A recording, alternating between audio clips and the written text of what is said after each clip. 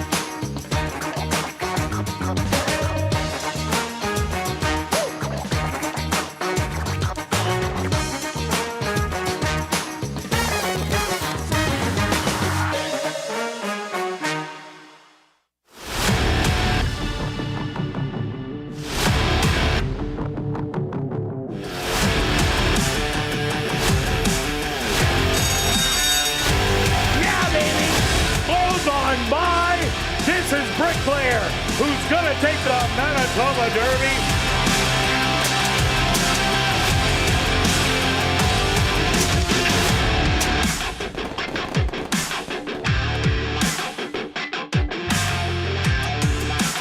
The Manitoba Jockey Club acknowledges that we are on Treaty 1 territory, and the land on which we gather is the traditional territory of the Anishinaabe, Cree, Anisininew, Dakota, Lakota, and Dene peoples, and the national homeland of the Red River Métis. We pay our respects to the First Nations and Métis ancestors of this land.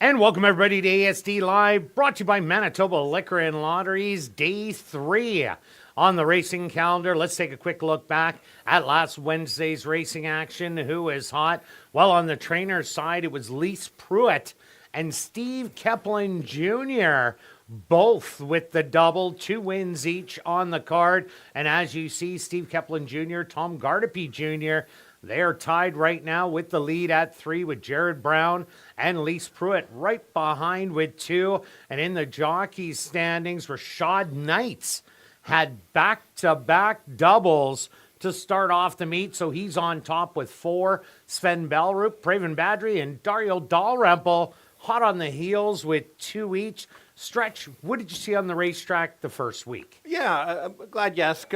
Basically recapping last week, both days again, outside Stalkers was the place to be. Very few kind of came inside. The track variants were slow. Wednesday was a slower day. Actually, probably in the top 5 or 10 of last year is where the Wednesday showed up. I did some stats, though. No, imagine that. Yes. Big surprise, Stretch. Where were the winners coming from? Well, Oh. 5 of the winners had layoff coming from ASD. How about this one? Fauner had 9 starters, 3 wins, 2 seconds, 2 thirds. Nice. Tampa, which we kind of both did, but got Tampa 3 starters, 2 winners, and a second. Turfway Park, that you hit both, I believe. You betcha. 2 starters, 2 winners.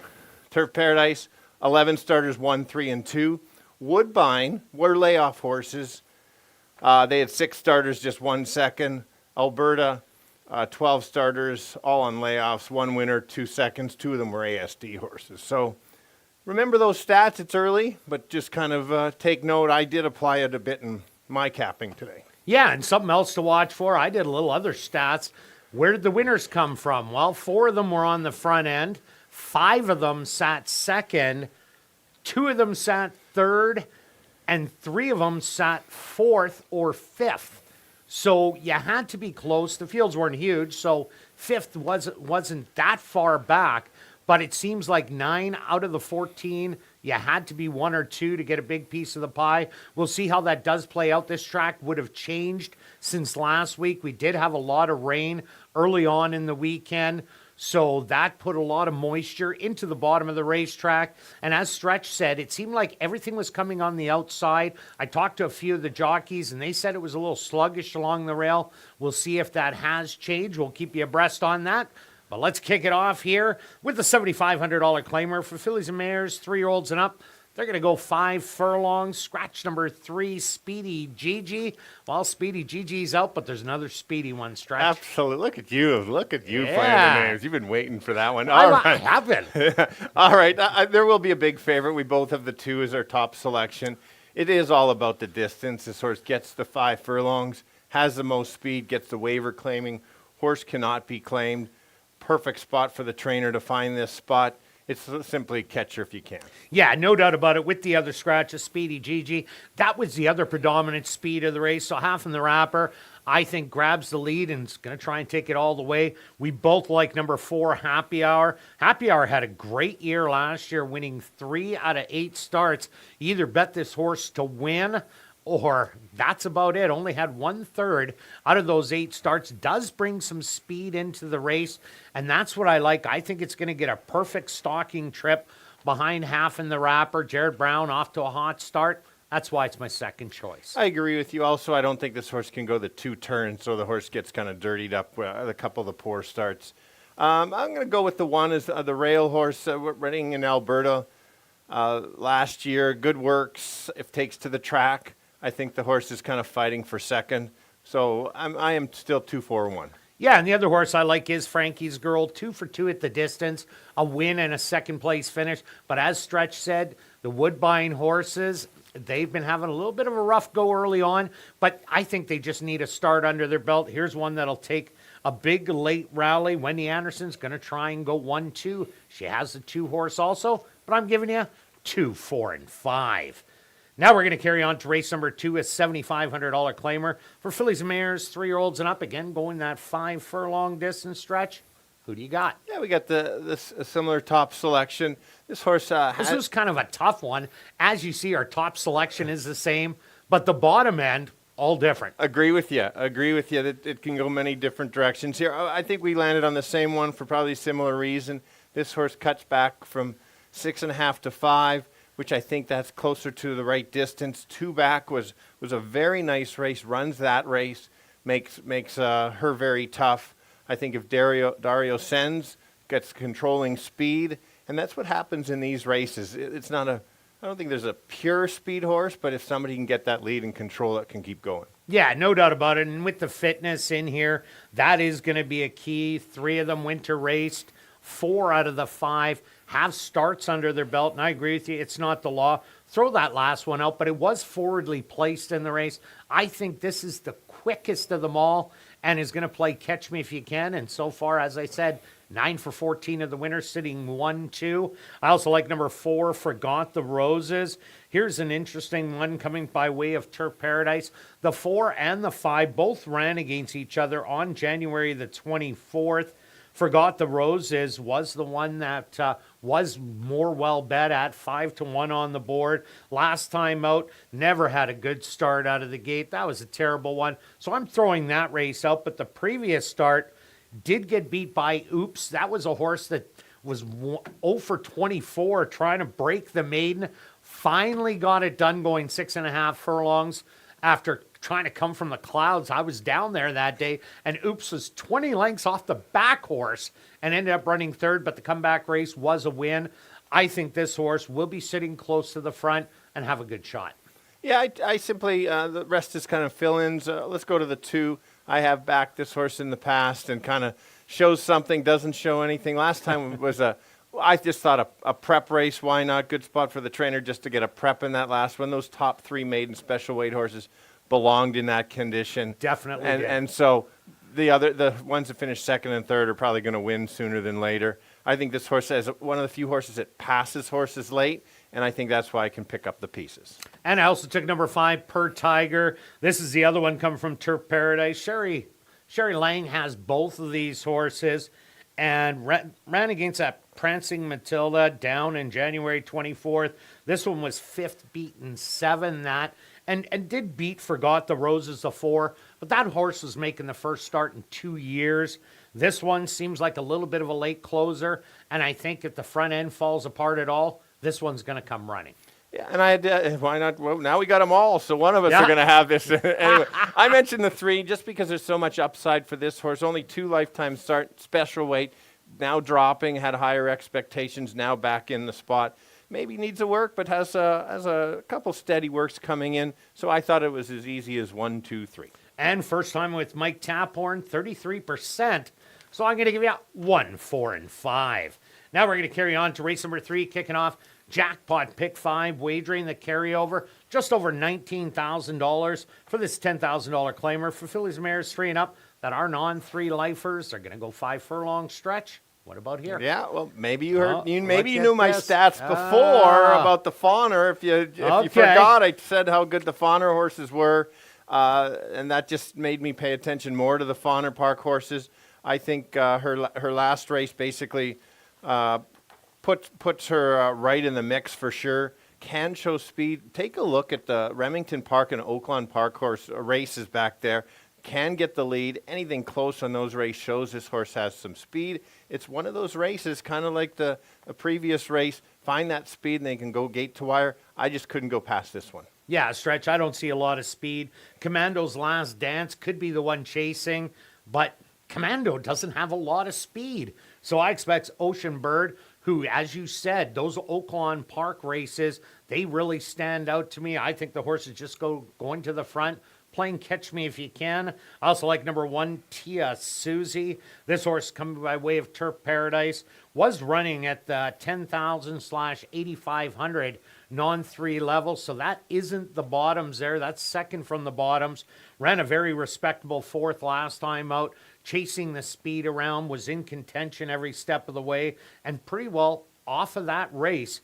I think this horse has a big shot, and if you get some odds, I think this is one you might have to chase. Yeah, and good note that you added on where the bottoms are, understanding which track. So that does make a big difference because some of the bigger tracks, 10,000 can be the bottom level, and that's where they go in there. I went to the 5 mainly because this horse had 5 wins last year in 12 starts. That's always good. The horse likes to win. Yeah, maybe the distance isn't right, but that work on May 11th is certainly a nice one. Horse has some talent for this level. Couldn't leave the horse out. Yeah, Mike Nault has put 2 of them on the racetrack, a win and a second. I also like the other Turf Paradise horse, number 3, Almost Got Lucky. Did beat number 1, Tia Susie. If you look back at that January 8th race, got up to win by a head. Almost Got Lucky was 30-1. Tia Susie 24-1. But Almost Got Lucky doesn't have a lot of speed, but comes from a really good barn. So I think that's good enough to make it in my top 3. Yeah, and I just included the 2. Why not? Now we've got them all again. Yeah, it's kind of a good mix. These are so. There's a good example. If you like the 4, like we do, pick that underneath, and you're going to get paid decently on the exactor. I thought this horse did a decent last year. Can pass some horses late, maybe grab 3rd. So I thought it was 4-5-2. And I'm 4-1-3. Now we're going to carry on to race number 4, kicking off $25,000 guaranteed pick 4 wagering with a $5,000 claimer for 3-year-olds and up that are non-3 lifers. They're going to go 5 furlong stretch. Really? Yeah, 4 in a row. I know. This is it's either a good day for the ASD feast or famine. Yes, nothing in between. I did mention the stats on the Woodbine, how they weren't that good. But for me, it's probably the same reason as Kirt, those 2 key races at Fort Erie. Either one of those races at Fort Erie, which is dirt, unlike the Poly at Woodbine, will be tough to beat. I think this horse should be able to clear and just kind of keep going. I think it's got just a little bit more.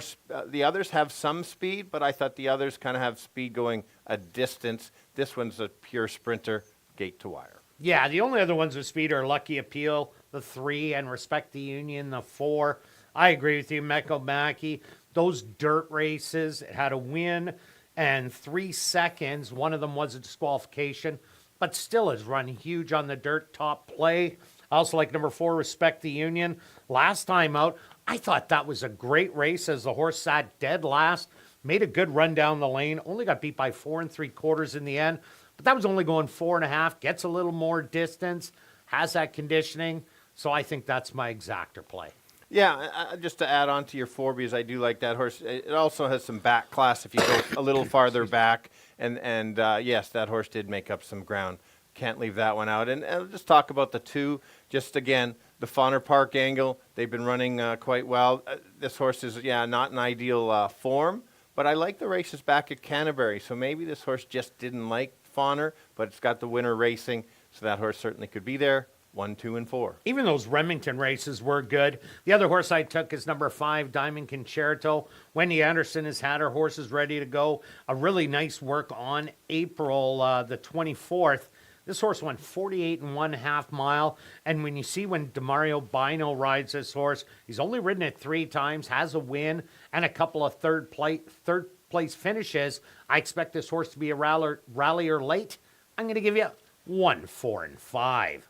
Now we're going to carry on to race number 5 for this $7,500 claimer for 3-year-olds and up. We're going to up the distance to 5.5 furlong stretch. What do you got? Yes, really take note. It starts to get a bit different once you get to those 5.5 and 6s. So let's start with the 2, which again, why not? I think I got my picks in first today. I don't think so. I don't think I think No, you I don't actually think so. got the picks in first. A very good first out effort, I thought, for Del That Vecchio was last huge. time. Pressed a very good Market King throughout. Was handily for second. I did mention last week that 75 was a very tough 75. It was I think- compared to usual. Correct. I think this is a good 75, but not at the level that the one last week was. So it's almost a not drop in price, but maybe a slight drop in competition. Still some very good runners. But I just think this horse is controlling speed. Last time I really didn't get the lead and chased all the way around. This Paris might just end up finding himself on the lead, and this horse does get brave and finally get his win after at least a year and a half. Yeah, and Del Vecchio tried every step down the way, but Market King was winter conditioned down in Phoenix and ended up going gate to wire. The other horse I like, number 6, Designated Hitter. Yeah, I'm taking a Woodbine horse that has no dirt experience, but this horse worked so good the other day. 101-1, a nice easy breeze over the racetrack. Previous to that, a couple really nice half miles. Has tactical speed or can come from the clouds. I don't expect the clouds today. I expect the horse to be forward, probably sitting 3rd or 4th in here. And I think if a Woodbine horse is going to fire, this one's going to be it. Yeah, that's one to find out. Yeah, I had to go to the 4. Another one, Win Types had an excellent 2024 campaign. 4 race wins at ASD alone. Always liked to be on the outside where we figured out where the track was. We'll see if it carries over to this week. Always grinds and is right there. I thought if Del Vecchio kind of fades or tires a bit, this horse is ready to go to take over late. And the 4 is a first-time gelding. So take note of that. And Stretch, what about Gallant Well, Oak? Gallant Oak, we will not be, well, we'll see if Kirt ends up putting this on top with all those wins, but you see all this second-itis horse. This is 5.5. This horse does have some talent. Don't get confused when he flying late and grabs second or third, which I think this horse is the talent enough to get there. It will be second or third next time he runs as well. But anyway, 2, 4, and 1. And I'm 2, 6, and 4. Now we're going to carry on to race number 6. Classic high five wagering with a carryover just under $3,600 for an allowance race for Manitoba, Saskatchewan, North and South Dakota bred 3-year-old fillies that are maidens going 5 furlongs. Scratch number 5, Born in a Blizzard. Nickety split for you, Stretch. We're different finally. Yes, Finally. I can add. I've got some to add on your top selection, but let's go. Okay. I found this an interesting field. I think most of them in here are going to end up winning their maiden, and I think some of them are even going to end up in some stakes competition. I think this is a good a field of Manitoba fillies. I think, are they all Manitoba in this one? Yep. Yeah. Okay.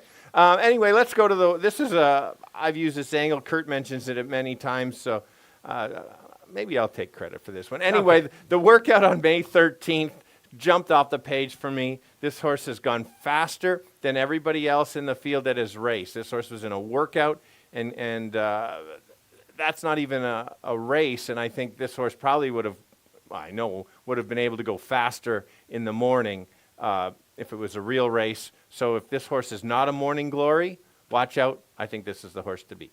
Yeah, no doubt about it. It does have one sibling, and that half is JL Copper, who had 3 wins, 52,000 in earnings, and was forwardly placed in most of the races. This one has a different dad. The other's Vengeful Wildcat. This is speculating, but I definitely respect this horse. Coming out of the Tom Gardepy Jr. barn. I also like number 4, Turn It Loose. Will get Lasix for today's start. And this horse brought speed in every race last year, but just couldn't sustain that speed. The last time was probably the best race going against Linda's Map, who ended up just being much the best in there. But Mini Glazed Donut, frankly, 2 left to load. We know that they don't have any speed. So Turn It Loose, I think this horse just might get loose. And Judy Hunter, she's had one starter and 1 trip to the winner's circle. She's setting him ready. This horse should be a little bit of a price. Yeah, good call. Just to add to that, I had the notes on this horse. I probably could have this horse maybe a little bit higher. My comments were this horse continues to improve with each start. And even in my notes saying that this horse is going to win one very soon. So maybe today is the day. And again, that 5 furlong work. I went with the 2 kind of in between the picks there. Again, one of those that did continue to improve throughout. Not fast works, but steady works. And if maybe the 2 and 7 end up battling up front, maybe it sets it up for the closer that maybe they can't get the distance.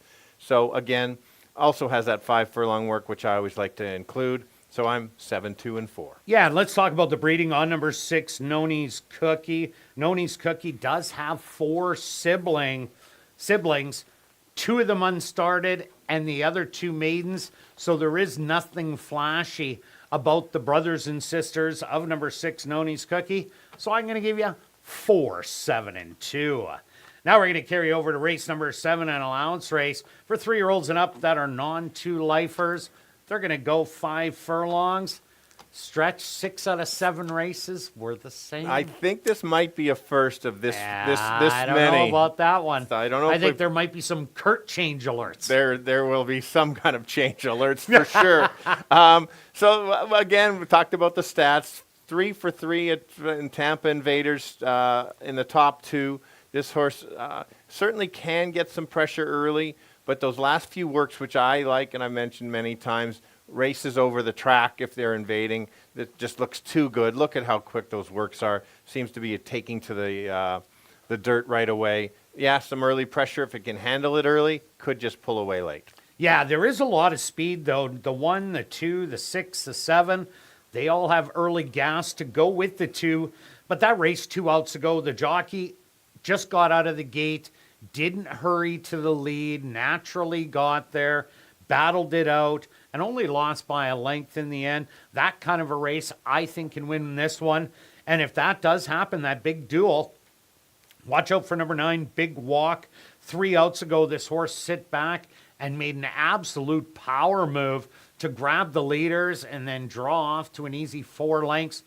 A little move like that will be absolutely huge if there is 3 abreast early across the track, or even 4 abreast. The 9 draws the outside, and the outside was really good last week. So I put him for second. Yeah, ditto. You nailed all the points on the 9 for me. So Okay, anyway, no problem. I like the 9 quite a bit. He got it all. I'll take the credit anyway if it comes in. But yeah, good calls on the. I went with the 4 as the other closer. I just liked how this horse ran last year. I think, again, similar to the trip on the 9, this one is going to sit back, maybe 3rd or 4th, and try to make a good late run. The workouts are good, especially a couple back. I think this horse is an improving horse, and so I just couldn't leave this horse out. I'll go 2-4-9. And with Lee Pruitt having 2 wins on Wednesday, another horse to look at, number 6, Air Force Reserve. Tom Gardapi Jr. off to a hot start. But what I like about Air Force Reserve is the distance of 5 furlongs. I think 5.5 is just a little bit too far for Air Force Reserve if it does get pressured. But this thing is an absolute rocket out of the gate and almost shocked him a couple of times. The last start of the year at 30-1, almost stole it at 70-1 early on in July. So maybe Air Force Reserve is one to look at, and the One Northern Echo, 1 start, 1 win against stake place horses. This could be anything, just needed the time off. I'm going to give you 2-9-6-1-4. How does that sound? Look at you. Very good. Good luck with all your wagers this evening, and we'll be right back with the changes right after a quick break.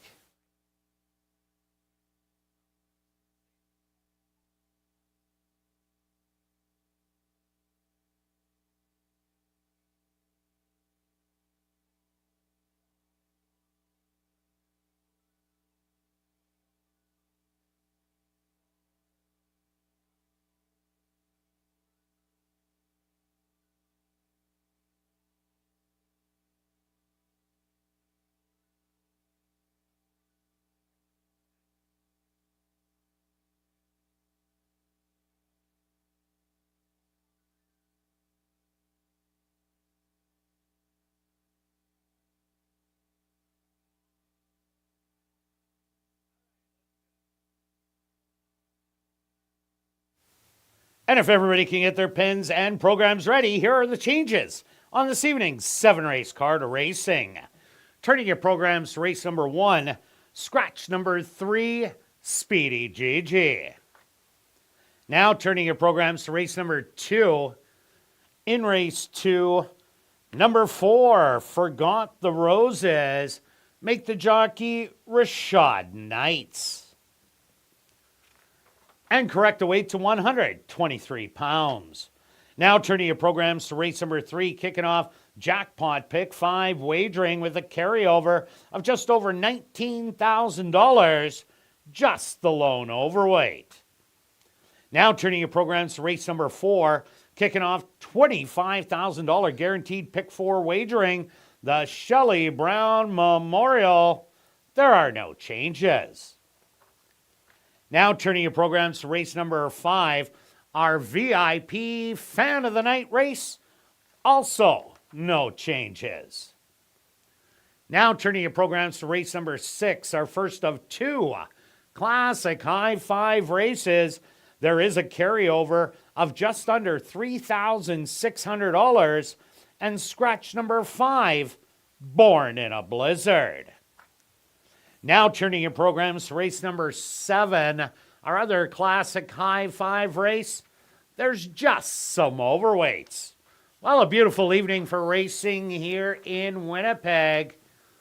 Currently under mostly cloudy skies. I tried to get you totally phased out, Stretch. It still didn't work. No, You're still in there. I'm still there. It's just enough, just peeking from the clouds. The temperature is 16 degrees Celsius or 60 Fahrenheit, a light wind out of the east-southeast at 25 kilometers an hour or 16 miles an hour. And the track is listed as fast, a fast track for this evening's 7-race card of racing. And we're going to kick it off right here in race number 1 that goes to post in 17 minutes.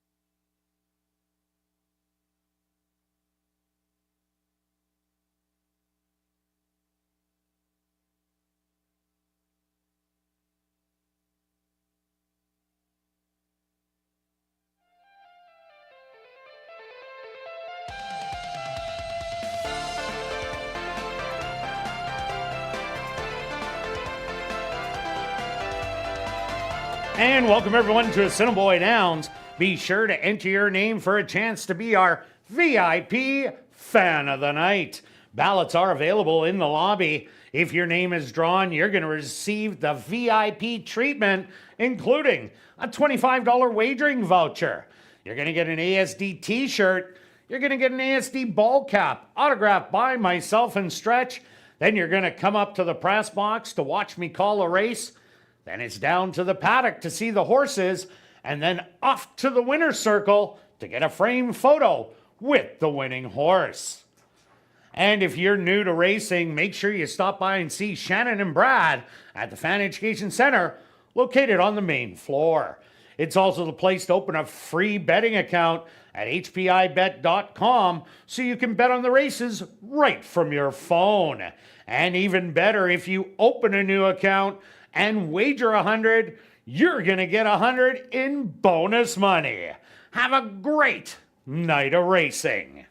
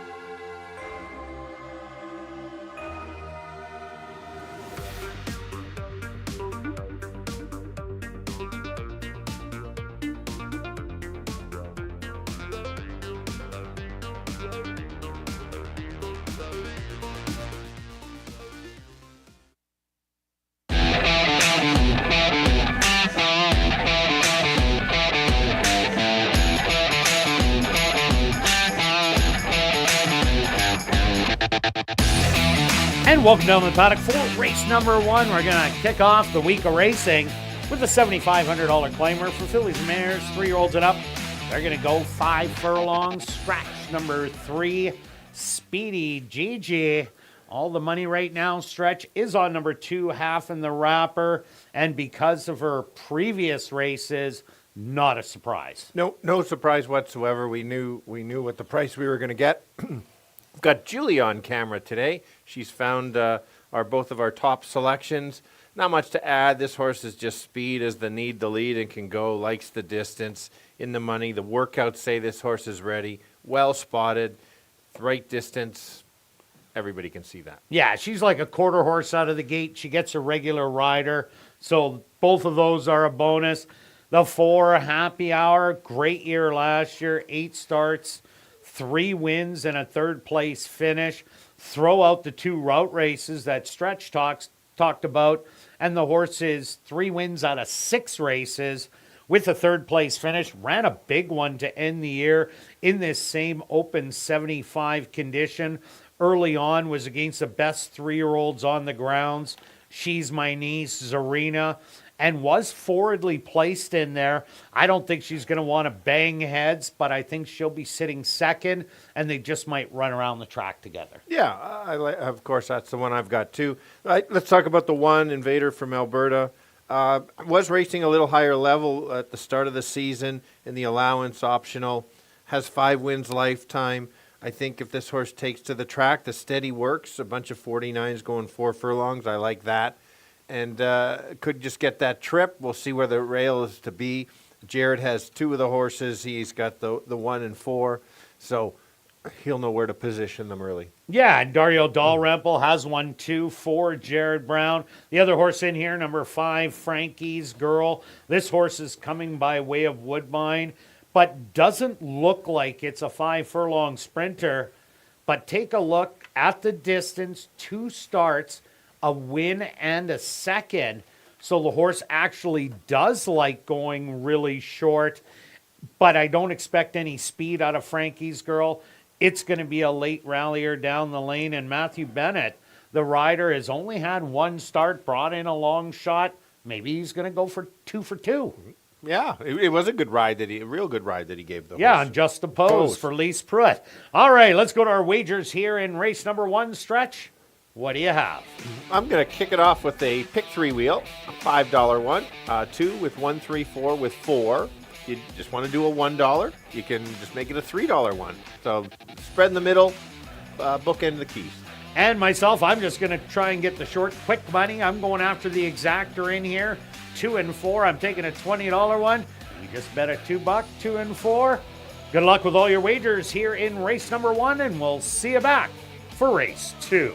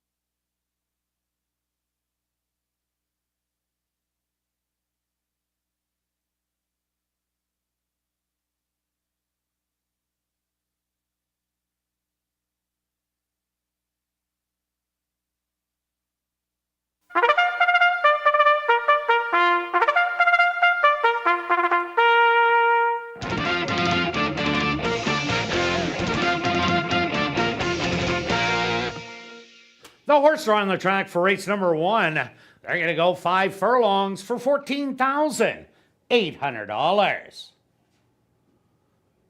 Number 1 is Stevie Wonder Girl, owned by King Couture and Sharon Uhl, trained by Jared Brown with Dario Dalrymple.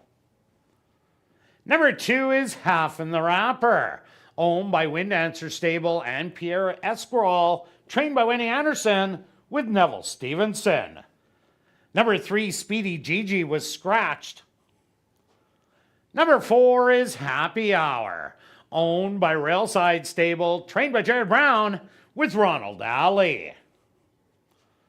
Rounding out the field is number 5, Frankie's Girl, owned by Wind Dancer Stable and Norm Suderman, trained by Winnie Anderson with Matthew Bennett. Rolling doubles, starting right here in race number 1. They'll go to post in approximately 4 minutes.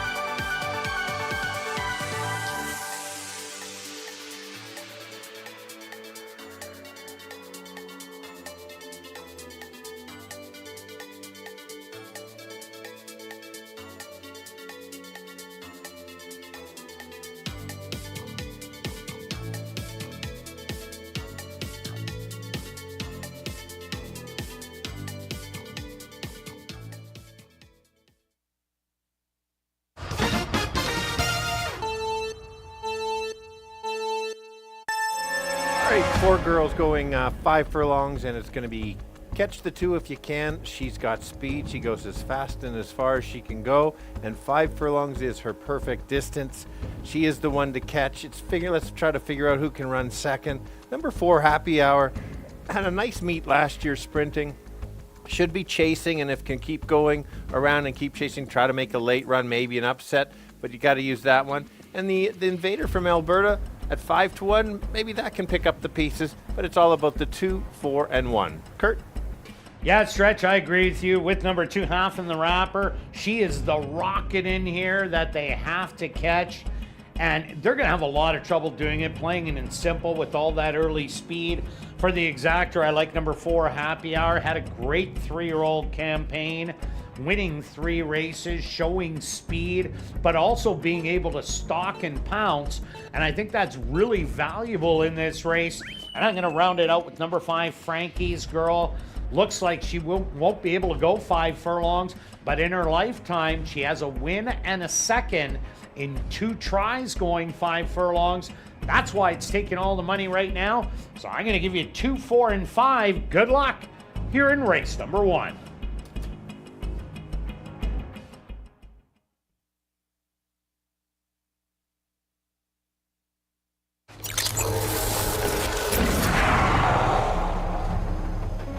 It's now 2 minutes to post time at ASD.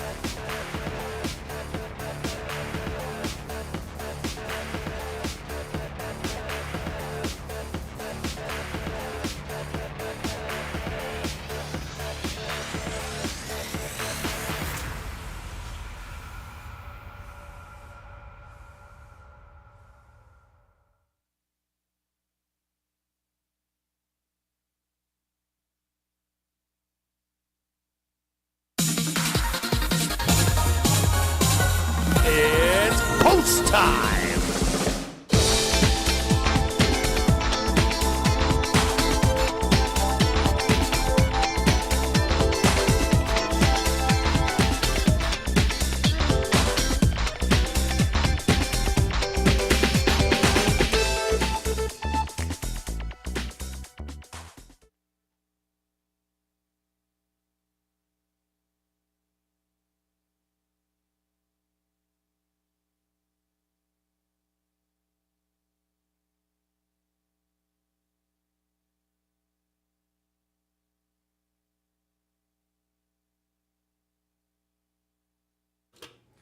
Stevie Wonder Girl, the first to step into the starting gate. Next in, the heavy 1-2 favorite. That's Half in the Wrapper. Just 2 left to load. Happy Hour. And now just waiting on Frankie's Girl to the outside. The field is set. They're at the post.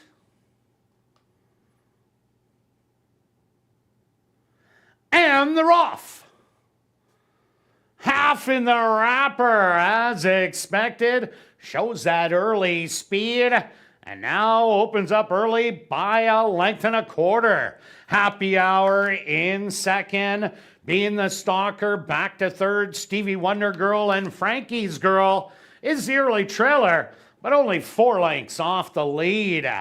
Half in the Wrapper in control through an opening quarter of 24-1. Happy Hour in an all-out drive, 3 lengths back in second. Then it's going to be Stevie Wonder Girl on the inside, starting to make up ground. And the trailer, Frankie's Girl, they hit the head of the lane. And Half in the Wrapper has made every pole a winning one and is up by 6 with a 16th of a mile to go.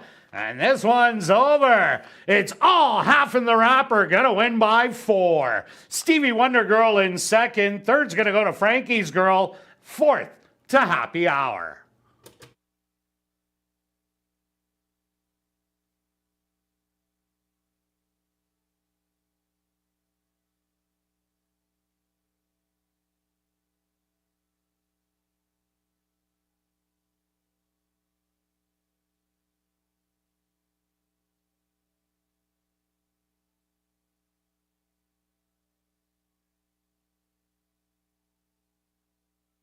The stewards are posted number 2, Half in the Wrapper. As your race winner, second goes to number 1, Stevie Wonder Girl. Third to number 5, Frankie's Girl. And fourth to number 4, Happy Hour. They went the opening quarter 24-1, the half 47-3. Time for the 5 furlongs, 1 minute and 2/5.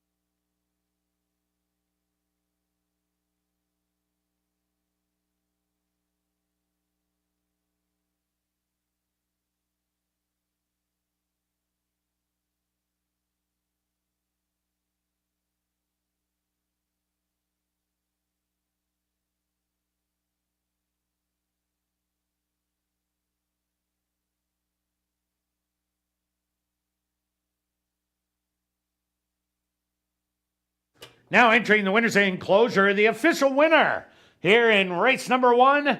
That's number 2, Half in the Wrapper.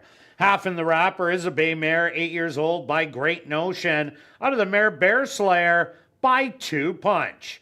Owned by Wind Dancer Stable and Pierre Esquirol. trained by Wendy Anderson, and ridden to victory by Neville Stevenson. Time for the 5 furlongs, 1 minute and 2/5.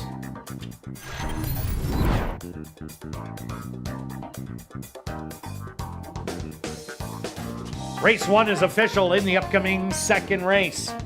Number 4, Forgot the Roses. Make the jockey Rashad Knights and correct the weight to 123 pounds. Rolling Daily Doubles. Here in race number 2, they'll go to post in 15 minutes.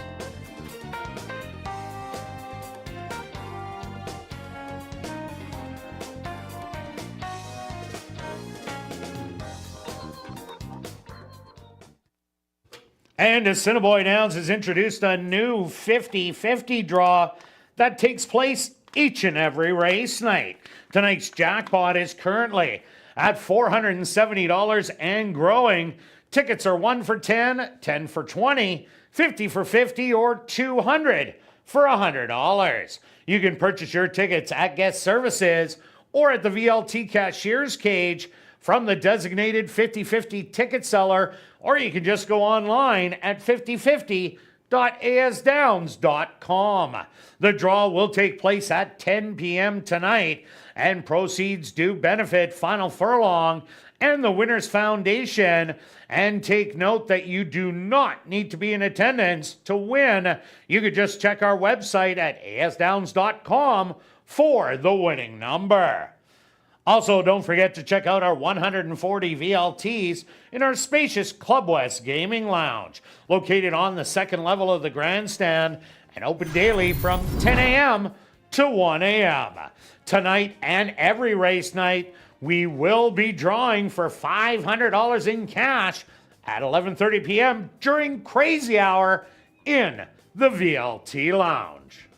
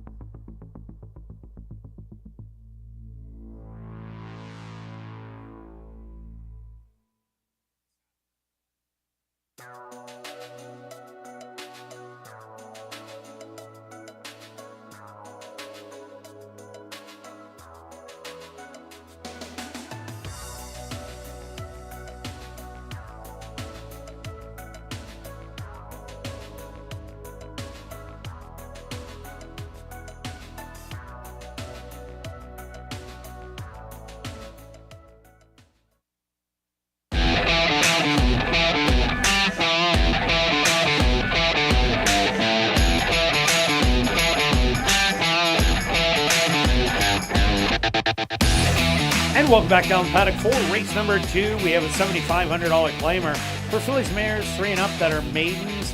We're going to go the 5 furlong distance. Number 4, Forgot the Roses. Make the jockey Rashad Knights and correct the weight to 123 pounds. Quick look back at race number 1 stretch. Well, when we're talking off camera, 1 to 2 was on half in the wrapper, and you got the top end of 4 to 5. Well, close to the top end at 380 in the end. What an easy winner for Neville Stevenson, wire to wire. Yeah, you know what she's going to do, and you're going to try to catch, and she's just this is her distance. This is her type of race. Found a soft spot and took advantage of it. And if you were patient on the price, you got paid. I thought it was actually good value. There's a good example where... That is good value for less than even money. Correct. And some say they never bet the favorite. Well, sometimes when it's just much the best, which it showed, you got to sometimes take the favorite. Anyway. Okay, I don't think there's going to be a massive favorite at post time here. A lot to like on a lot of horses. Absolutely. Let's... we've got the $5 3 to 2 shot on the 1. This is reading between the lines and taking a look at some fractions and internal times. And you look at the 2. You made the comment, showed speed at a higher level last time, going longer. Good point there. I like the race 2 back even more because it's this distance. Didn't get the lead, but chased and ran relatively evenly. The winner came back and won. This horse can run, may not need the lead, but might just end up on the lead. Well, the horse has speed with that workout. It showed before it started racing in Phoenix at 34-3 out of the gate. You got to be fast to work 34-3, even though it is Phoenix. Another horse to like, number 4, Forgot the Roses. As I said, Rashad Knights will now ride. The 4 and 5 both raced against each other on January 24th. The 5 beat the 4 that day, but the 4 was off for 2 years and took respect on the board. Didn't run so well in its first 2, but 2 outs ago, I really liked the way the horse ran in there, going that 6.5 furlongs, then had trouble last time in its start. I think this horse might be a little better than the 5, so that's why I put it in second. Right now, great value at 9 to 1. For sure, and you just made the comment about who beat who. You always have to understand coming into the race or who's been a layoff or whatever. So it's a good point. I talked about this too on ASD Live. This horse can pass some horses late. I don't like it being 8 to 5. It will not be a win bet for me, but this horse certainly can pick up the pieces late. Had the prep last week in a very tough, those top 3 were very good horses. They're going to go on to big things. So good prep, smart move by Wendy. This is where this horse belongs. I also like the 5, the other one out of the Sherry Lang barn. The LX on it means the horse will be off Lasix for this start and probably the remainder of the year. But per Tiger, this horse has never really shown much early speed. In a couple races it did, but those races that it did do it, it really backed up. Seems more of a rallier in here. I think they'll... And when you have 2 in the same race, you don't want them doing the same thing. It might eventually happen, but the game plan, usually one goes to lead, one comes from off it, so you get a nice 1-2 punch in the race. I think this is going to be the rallier. There's 3 of them coming from Turf Paradise, the 1, 4, and 5, and it looks like I took all of them. You did. Just something to add on the 1. The 1 is wearing blinkers for the first time. And as you mentioned, coming to a new track, you don't have to claim the equipment change. Yes, your first start here at Assiniboia Downs, you can wear any equipment you want in your first start. That's why it's good that you kept an eye there, Stretch, and we're going to try and help you out with that when we see something amiss, kind of like that one. For sure.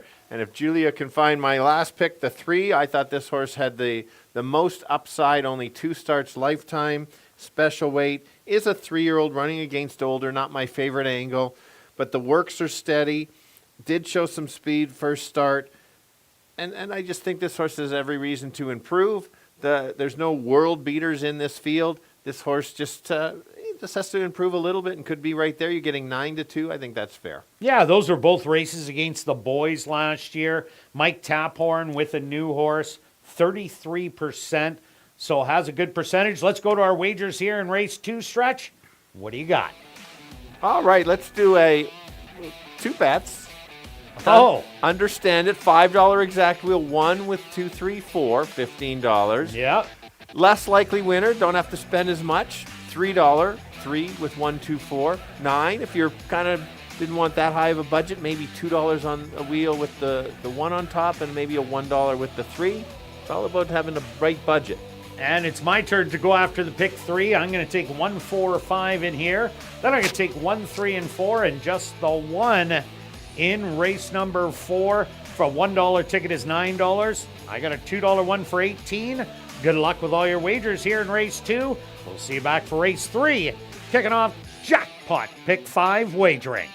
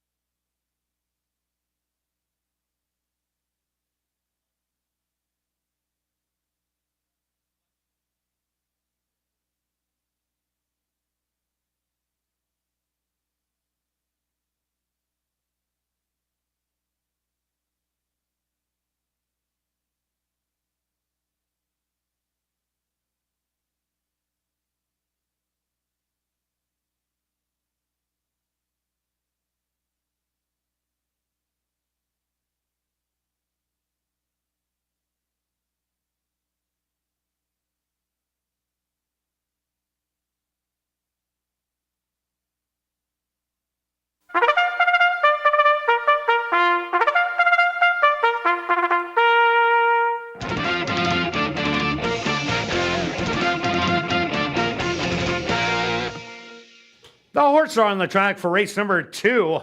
They're going to go 5 furlongs for $10,000. Number 1 is It's Not the Law, owned by Bill and Reed Mooney, trained by Bill Mooney with Dario Dalrymple. Number 2 is Tree Hugger, owned by Wind Dancer Stable, trained by Wendy Anderson with Antonio Whitehall. Number 3 is Adventurous, owned by Hillside Farms and Anderson Livestock, trained by Mike Taphorn with Neville Stevenson. Number 4 is Forgot the Roses, owned by Murray Clear Sky, trained by Sherry Lang with Rashad Knights. Rounding out the field is number 5, Per Tiger, owned by Murray Clear Sky, trained by Sherry Lang with Arthur Badu. Rolling daily doubles. Here in race number 2, they'll go to post in approximately 4 minutes.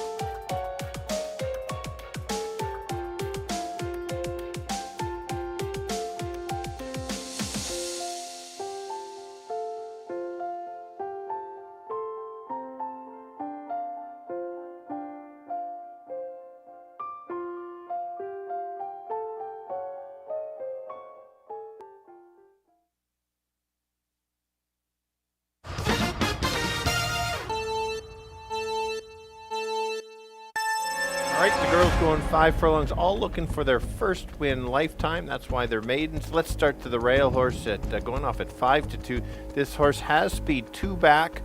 Very good race at Turf Paradise. That's in Phoenix. Adds the blinkers to get this horse. Usually blinkers give you a little bit more speed. I think this horse can go gate to wire, and at 5-2, I think is a nice value. The closer of the group is the 2. This horse can show some nice close from time to time. Good prep last time. Certainly be there. Value's not there. The other sleeper for me is the 3, 9-2. Raced only twice last year. Every reason to improve. Let's go 1, 2, and 3. Kirt? Yeah, Stretch, I'm with you at number 1. It's Not the Law. I really like that race 2 outs ago, as you did, where it was forwardly placed and then only got beat by 5. Going the same distance, draws the inside. Inside looked good in the last race, as we've seen the second place horse rally up the rail. So it's my top play in here. I also like number 4, Forgot the Roses. This is the one you're getting a price on. This horse will be forwardly placed. If it runs that race from July 23rd at Canterbury of last year, where the horse ended up running second at the maiden allowance level, that race would destroy these horses. So I'm liking the 6-1 price, and I also like number 5, Per Tiger. Will not run on Lasix today. Here's a horse that will be rallying from off the pace, 1 of 2 that trainer Sherry Lang has in here, the other being the 4. So I'm going to give you 1, 4, and 5. Good luck here in race number 2.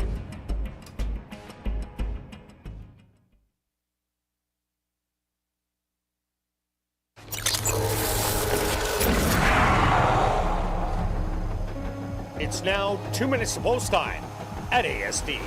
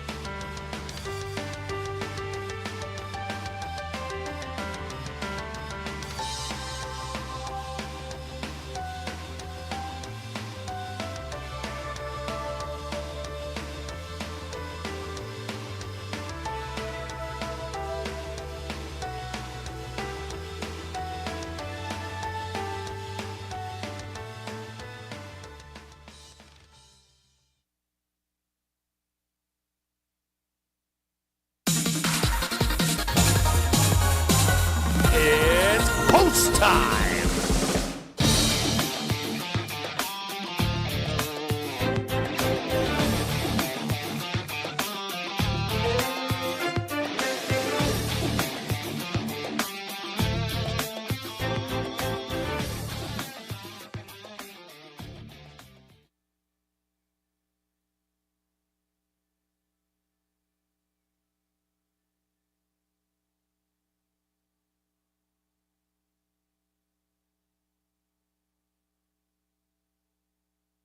It's Not the Law.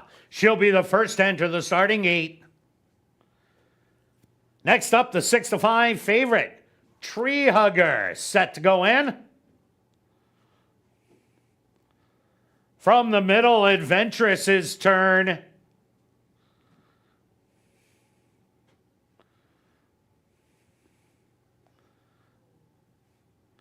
Just 2 left to load. Forgot the Roses.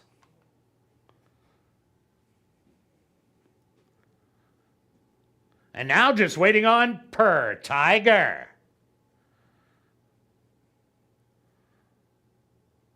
They're all set. They're at the post. And they're off. Breaking a little slow was Forgot the Roses.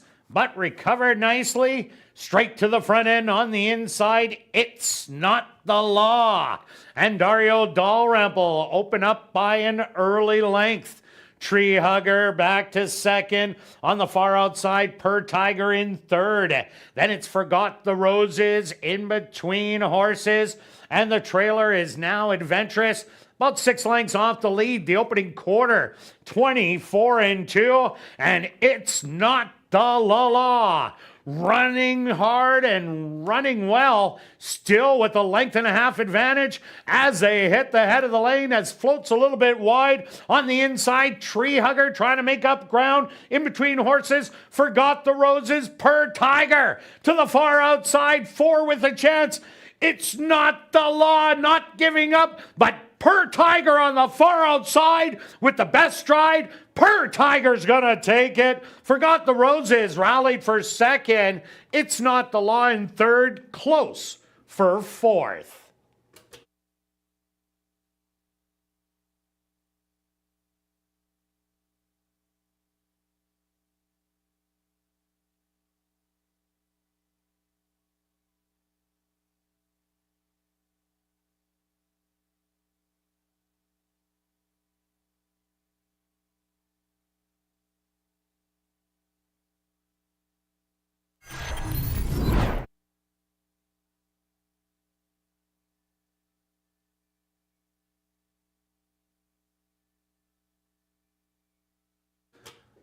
The Stewarts are posted number 5, Per Tiger, as a race winner. Second goes to number 4, Forgot the Roses.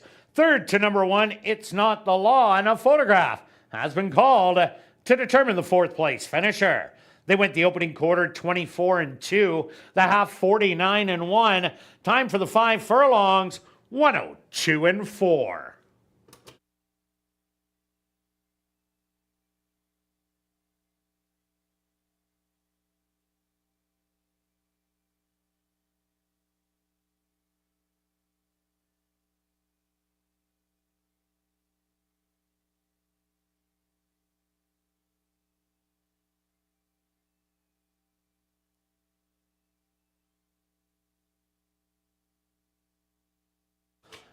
Results of the photo show number 3, Adventurous. Finished in 4th. 5th goes to number 2, Tree Hugger.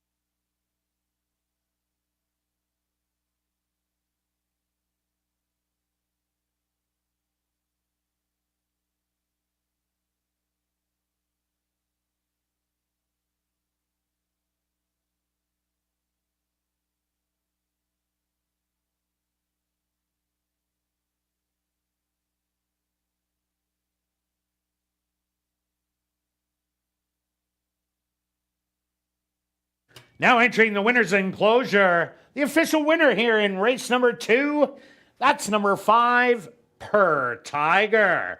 Per Tiger is a bay filly, 4 years old, by Mastery, under the mare Road Tiger by Quality Road. Owned by Murray Clear Sky, trained by Sherry Lang, and ridden to victory by Arthur Badu. Time for the 5 furlongs, 102-4.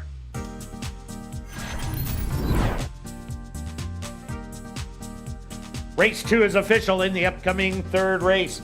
Kicking off Jackpot Pick 5 wagering. There are no changes. The Jackpot Pick 5 carryover, just over $19,000. And we'll carry on with the rest of the changes in this evening's Pick 5. There's no changes in race 4 or 5. Turning your programs to race number 6. Number 5, scratch number 5, Born in a Blizzard. That's race 6, scratch the 5, Born in a Blizzard. There's no changes in race number 7. Jackpot Pick 5 wagering. Here in race number 3, they'll go to post in 14 minutes.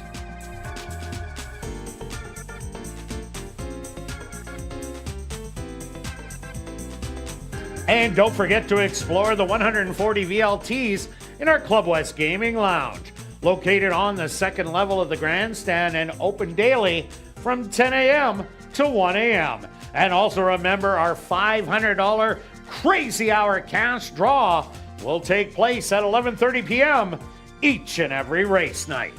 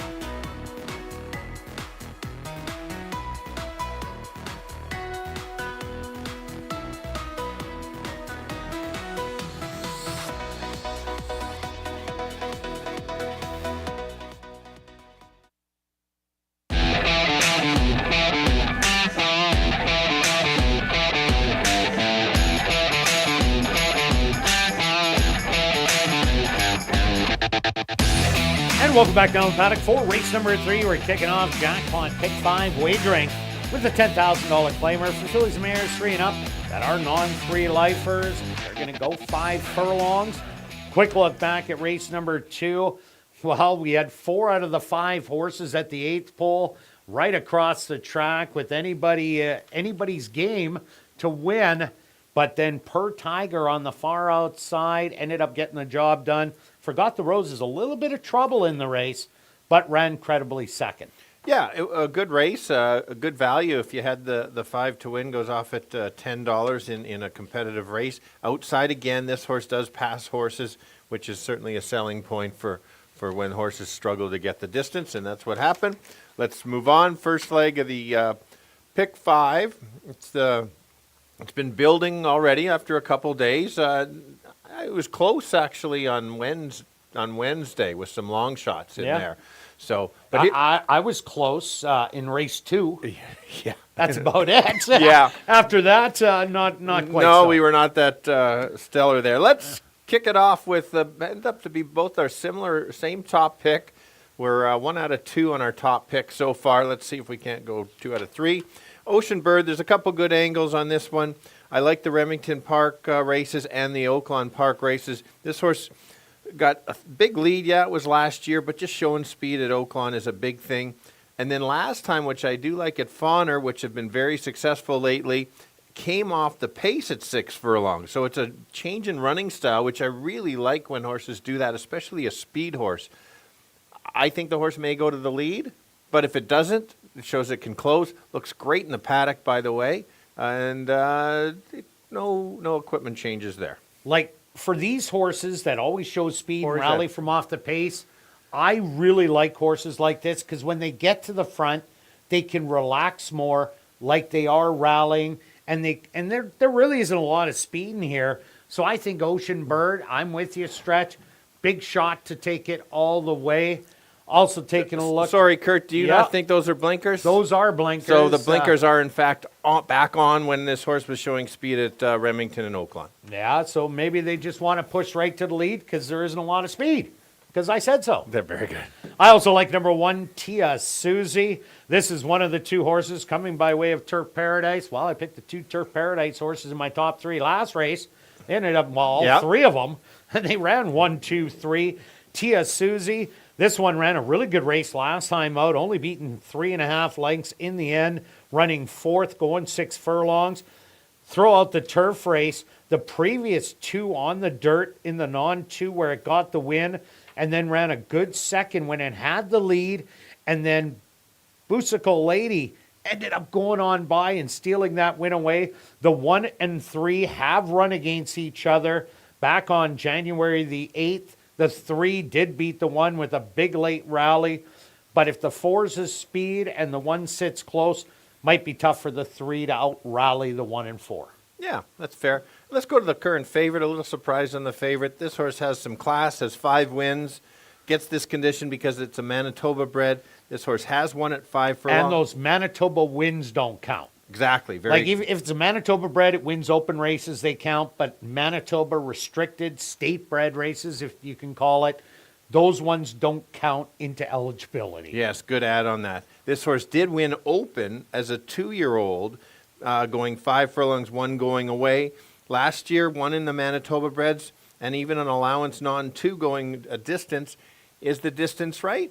I'm not sure. The horse likes to win, can be on the outside, pick up the pieces late. Yeah, it'll definitely be a rallier in here. I also like number 3, Almost Got Lucky. This horse, the best race was 3 outs ago, where the horse rallied well and only got up to win by a head in there. But that was an 11-horse field.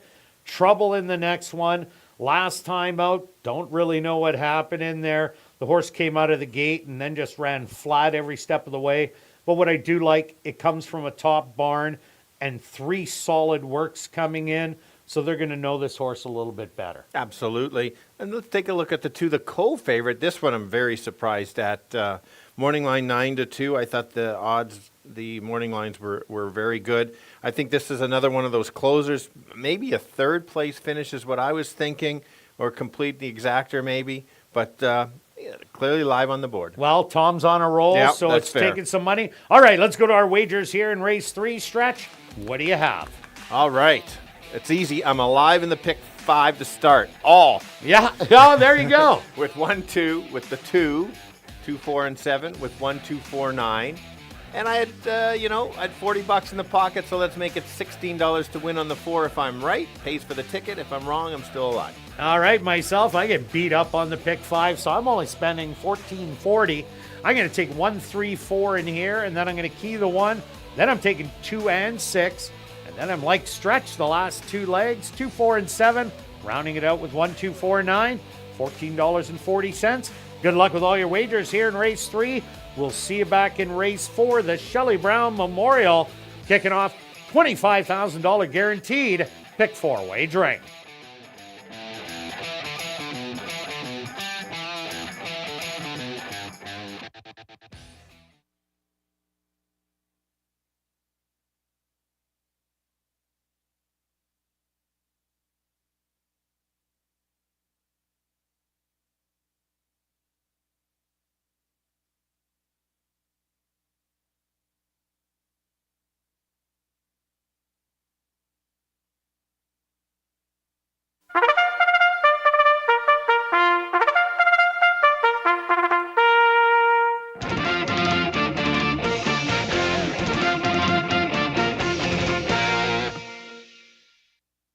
The horses are on the track for race number 3.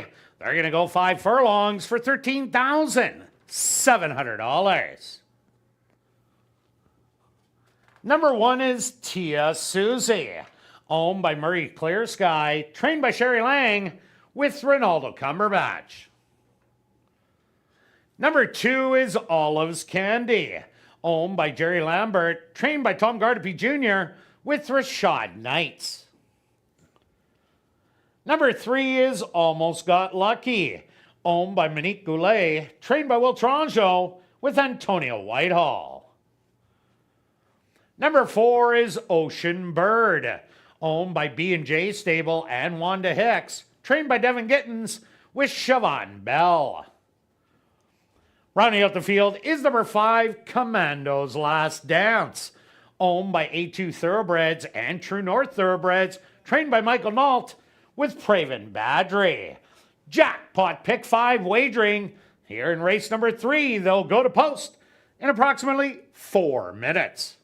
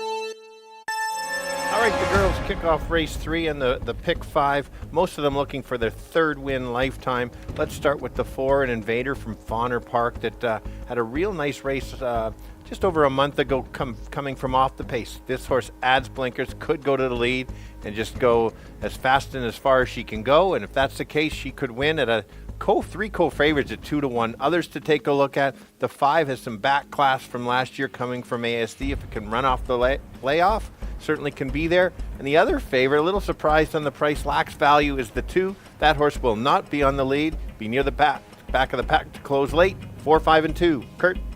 Yeah, Stretch, I'm with you on number 4, Ocean Bird. Not a lot of pace in this race, so I think the 4, Ocean Bird, who they added the blinkers back on today, is going to head out and try and steal it.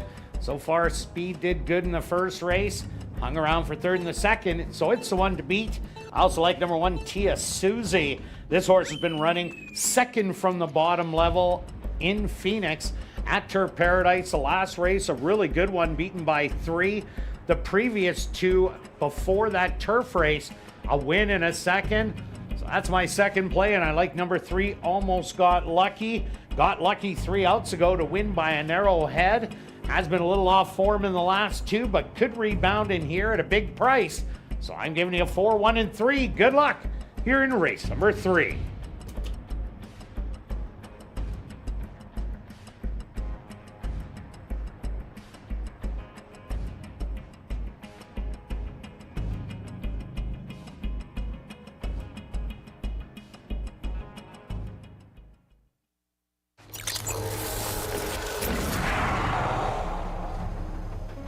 It's now 2 minutes to post time at ASD.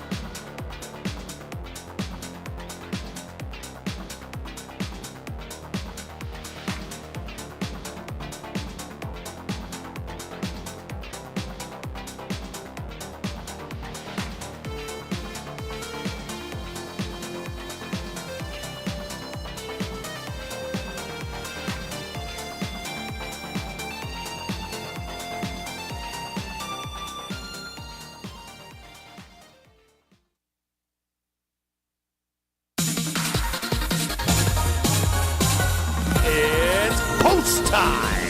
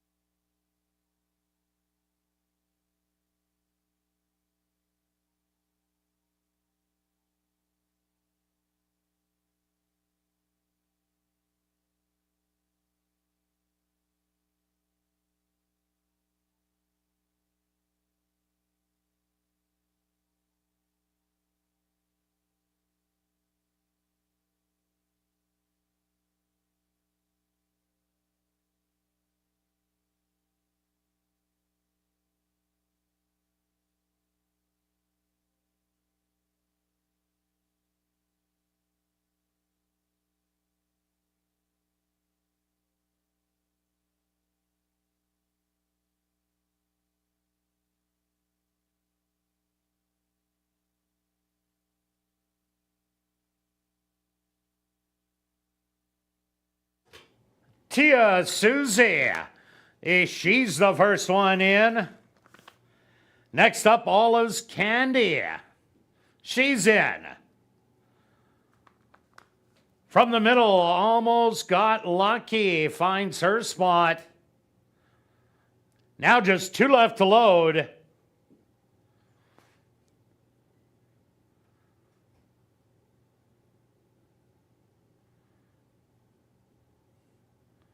The 9-5 favorite, Ocean Bird, going to need a little help behind the starting gate.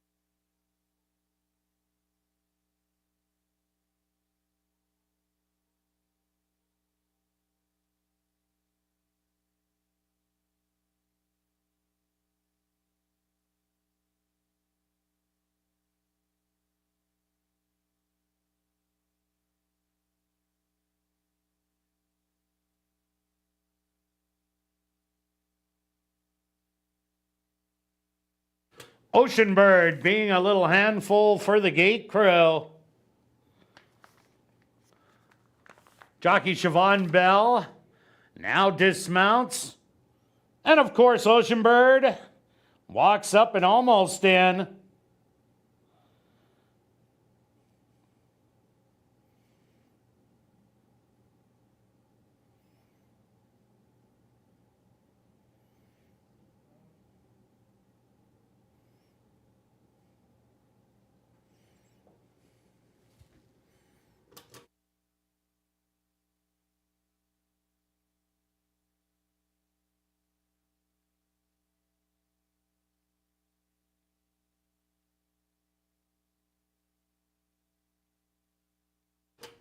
Great job by the gate crew. Ocean Bird is in. And now just waiting on Commando's last dance. The field is set. They're at the post. And they're off. From the middle, Ocean Bird. She's showing the best early speed. And she's going to open up by 2. On the outside, Commando's last dance in second. On the rail, Tia Susie in third. Another length back to Olive's Candy. And almost got lucky, the early trailer. 7 off the lead. Ocean Bird freewheeling through an opening quarter of 24 and 2. Commando's last dance. Eating up ground on the outside. Then it's Tia Susie, Olive's Candy, and almost got lucky. Still the trailer. They hit the head of the lane. Ocean Bird, the lead has diminished as Commando's last dance is in an all-out drive on the outside. Commando's last dance at the 16th pole, fighting back Ocean Bird, but Commando's last dance is going to take it. Ocean Bird is going to be second best. Third's going to go to Tia Susie, and fourth to Olive's Candy.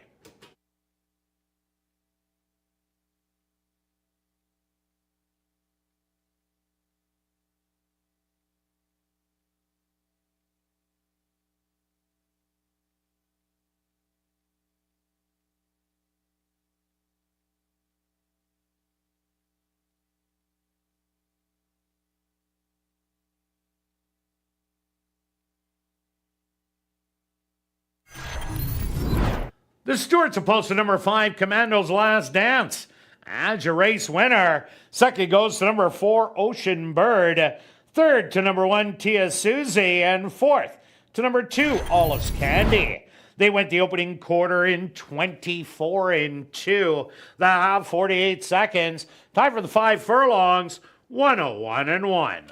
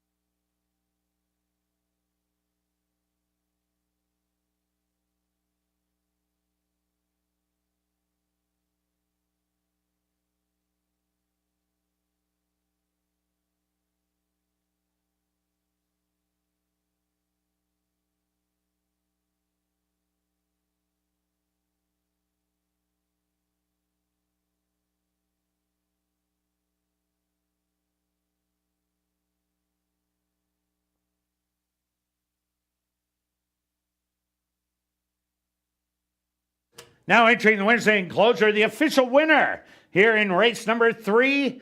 That's number 5, Commando's Last Dance. Commando's Last Dance is a bay filly, 4 years old, by Going Commando, out of the mare Sweet Tizzy Lizzy by Tiz Now.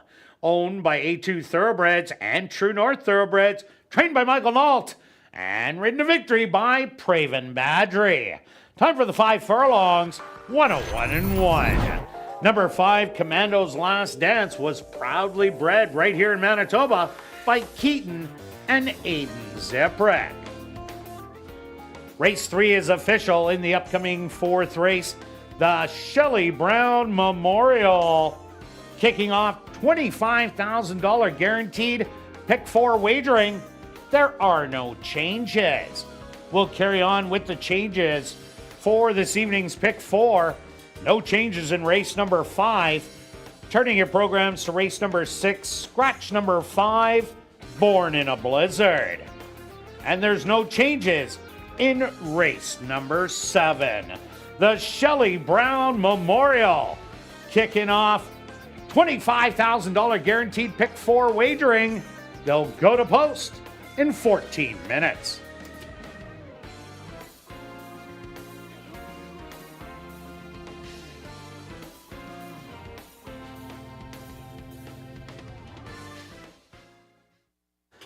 And ladies and gentlemen, we've drawn our VIP Fan of the Night. Congratulations goes out to Gavin Joyle.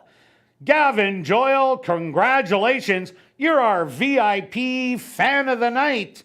You have 10 minutes to report to guest services on the main floor, South End.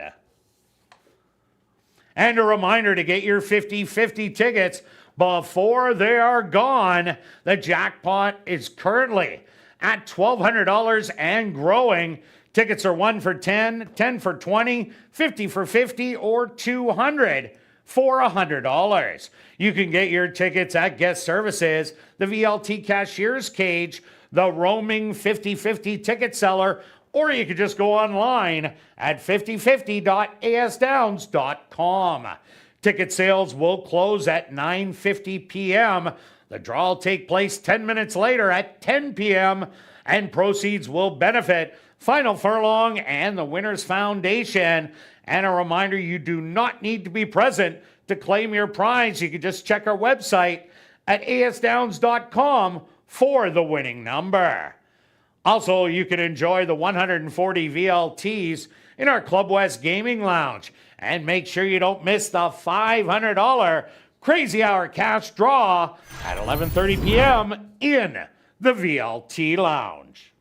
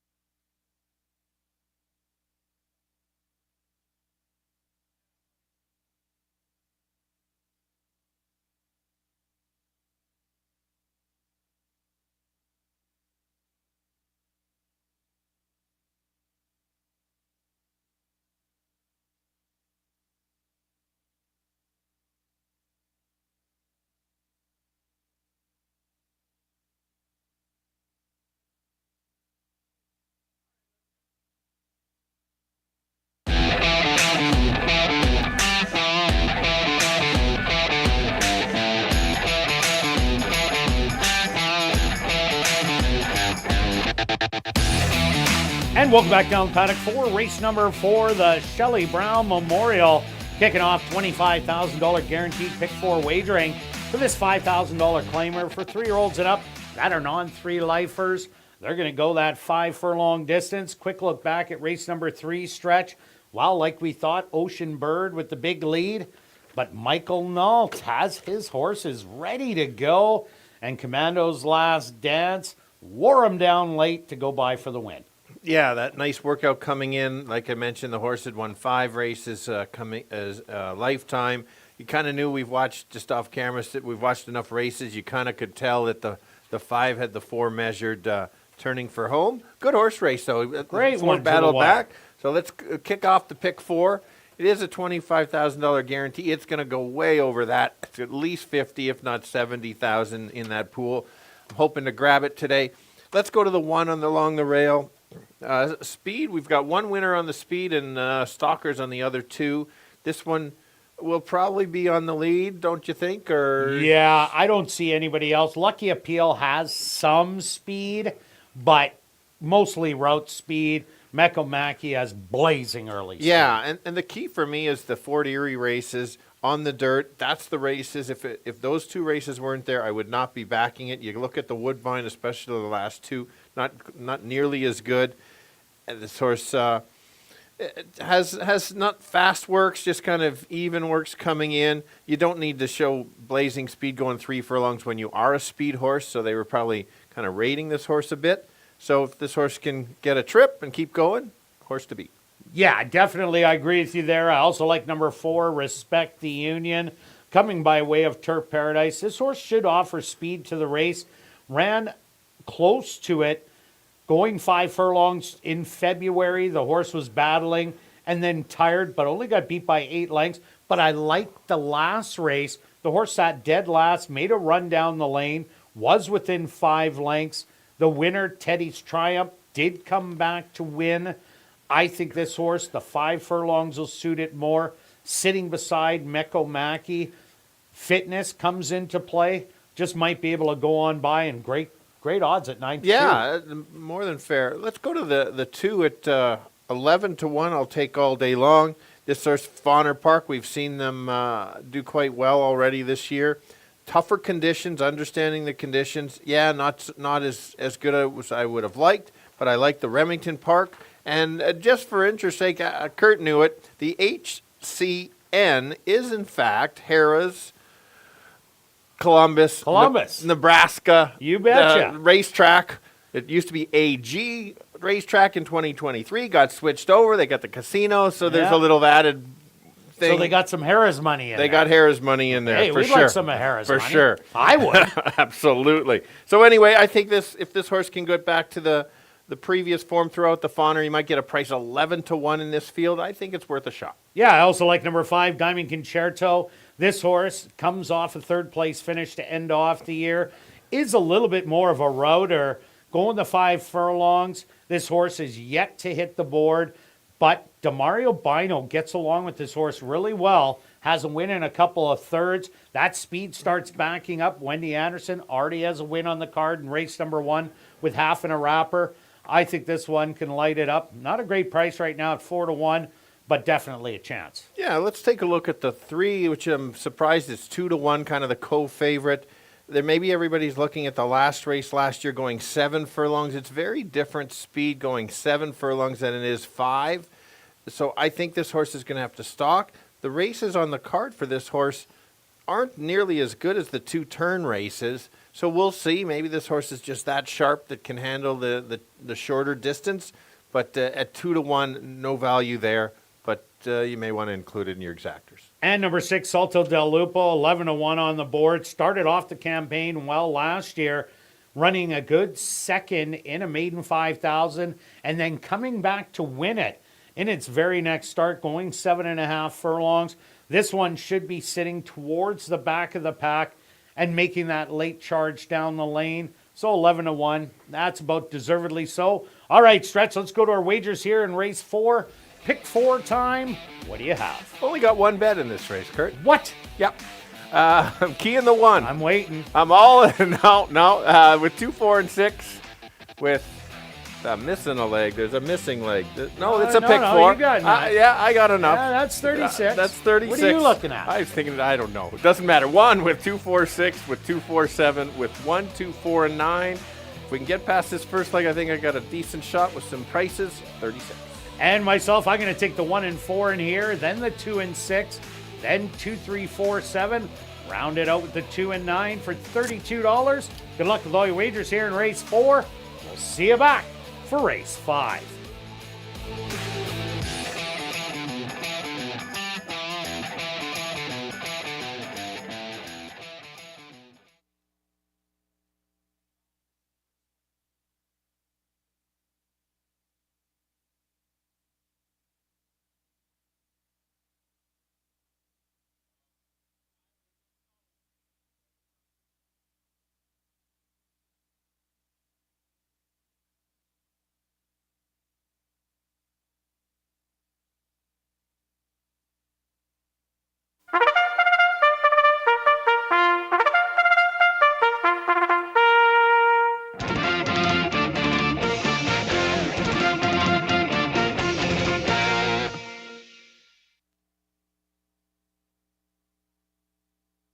The horse on the track for race number 4, the Shelley Brown Memorial. They're going to go 5 furlongs for $10,200. Number 1 is Miko Mackey, owned by Larry Falloon and Elton Dickey, trained by Elton Dickey with Ronaldo Cumberbatch. Number 2 is Hangin' Tough, owned by Drop-In Racing, James Keplin and Parker Wallette, trained by Steve Keplin Jr. with Sven Balrup. Number 3 is Lucky Appeal, owned by Mike Taranjo, trained by Lee Delaron with Roger Hewitt. Number 4 is Respect the Union, owned by Monique Goulet, trained by Will Taranjo with Antonio Whitehall. The 5 is Diamond Concerto, owned by Wind Dancer Stable, trained by Wendy Anderson with Damario Bino. Running out the field is number 6, Solto del Lupo, owned by Murray Duncan and the estate at Gerald B. Stewart, trained by Murray Duncan with Dwight Lewis. Following the running of the Shelley Brown Memorial, we are going to have a special presentation in the winner's enclosure of a custom-made halter that was graciously donated by Jennifer Jordan for the Shelley Brown Memorial. The Shelley Brown Memorial here in race number 4, kicking off $25,000 guaranteed pick 4 wagering. They'll go to post in approximately 4 minutes.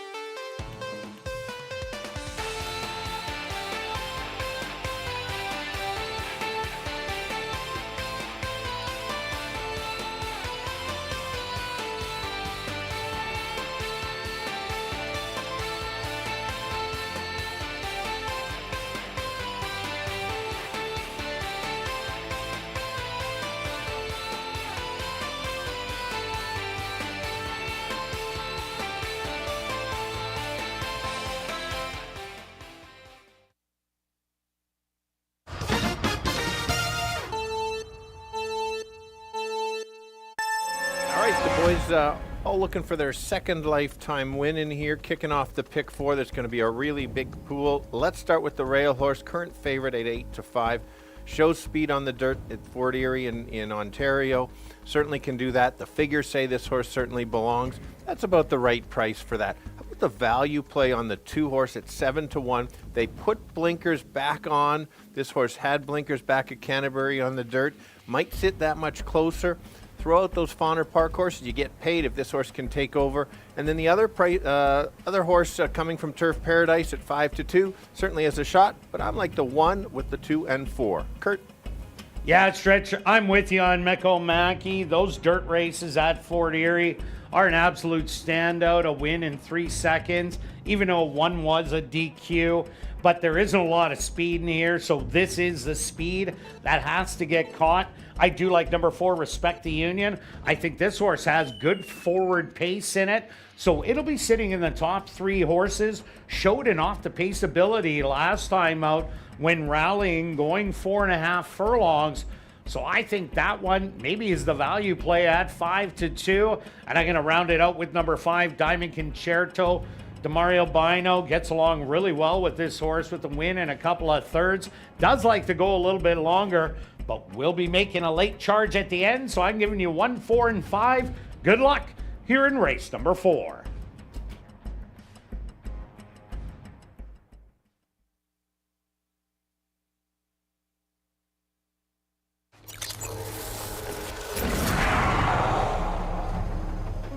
It's now 2 minutes to post time at ASD.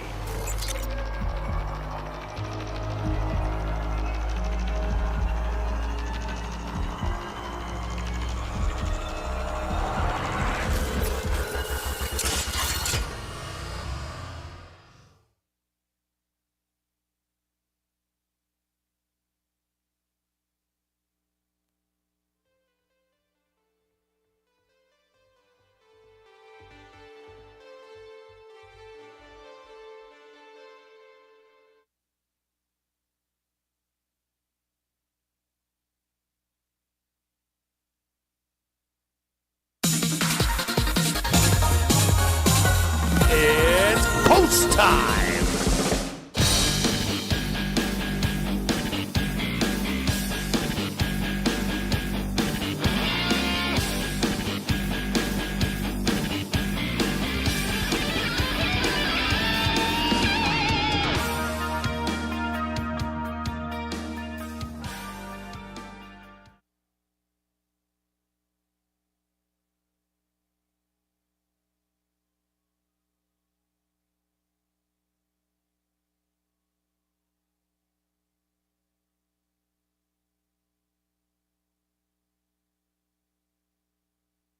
Meko Mackey, the 3-2 favorite in the starting gate, as is Hanging Tough, and now Lucky Appeal.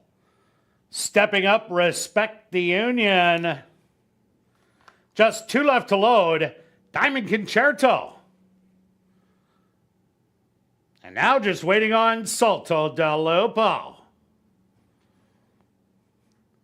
The field is set, they're at the post. Acting up a little is Respect the Union. Settled. And they're off. Hopping a bit at the start was Respect the Union. From the inside, Meko Mackey. Like a rocket, goes right after the lead. Hanging Tough in second. Seems to have blown his irons on the inside. Respect the Union now takes over second on the outside. Back in the pedals, that's Hanging Tough in third. Back and forth, Lucky Appeal, 5 more back. Salto del Lupo and Diamond Concerto, the trailer. But it's Meko Mackey, nursed on the front end and clear easily, still by 5 as they hit the head of the lane. Meko Mackey just pouring it on in here. Respect the Union and Hanging Tough battling for second. And on the far outside, Diamond Concerto is coming like a freight train. But Meko Mackey, the lead is too much and is going to win by 3. Second's going to go to Diamond Concerto. Third to Hanging Tough. And fourth, Respect the Union.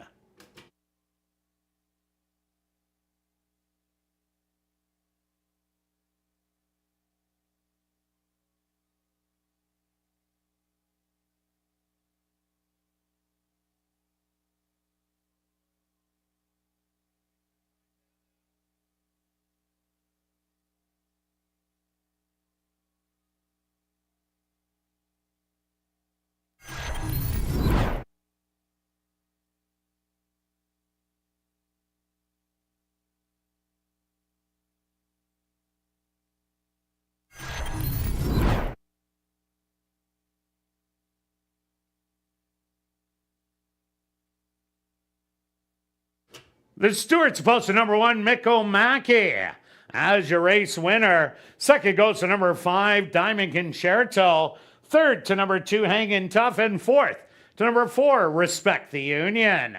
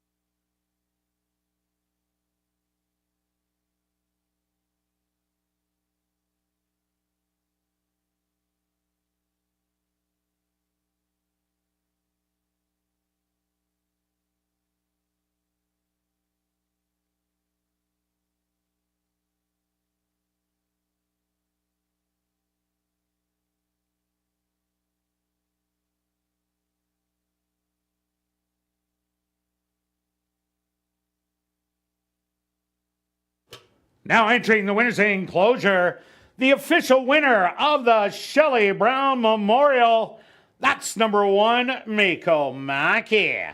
Miko Maki is a big gelding, 4 years old, by Hyper, out of the mare Miss Curly Q by Estevan. Owned by Larry Falloon and Elton Dickey, trained by Elton Dickey, and ridden to victory by Ronaldo Cumberbatch. Assiniboia Downs is very pleased to have on hand from the HBPA Manitoba Scott Anderson to make a halter presentation that was custom made and donated by Jennifer Jordan to honor Shelley Brown, a former trainer here at Assiniboia Downs, and Scott Anderson from the HBPA Manitoba was a former owner with trainer Shelley Brown, and they presented that halter to Larry Falloon and Elton Dickey.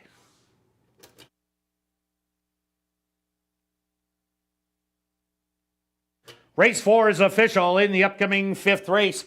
Our VIP Fan of the Night race. There are no changes. Rolling doubles. Here again in race number 5, they'll go to post in 14 minutes.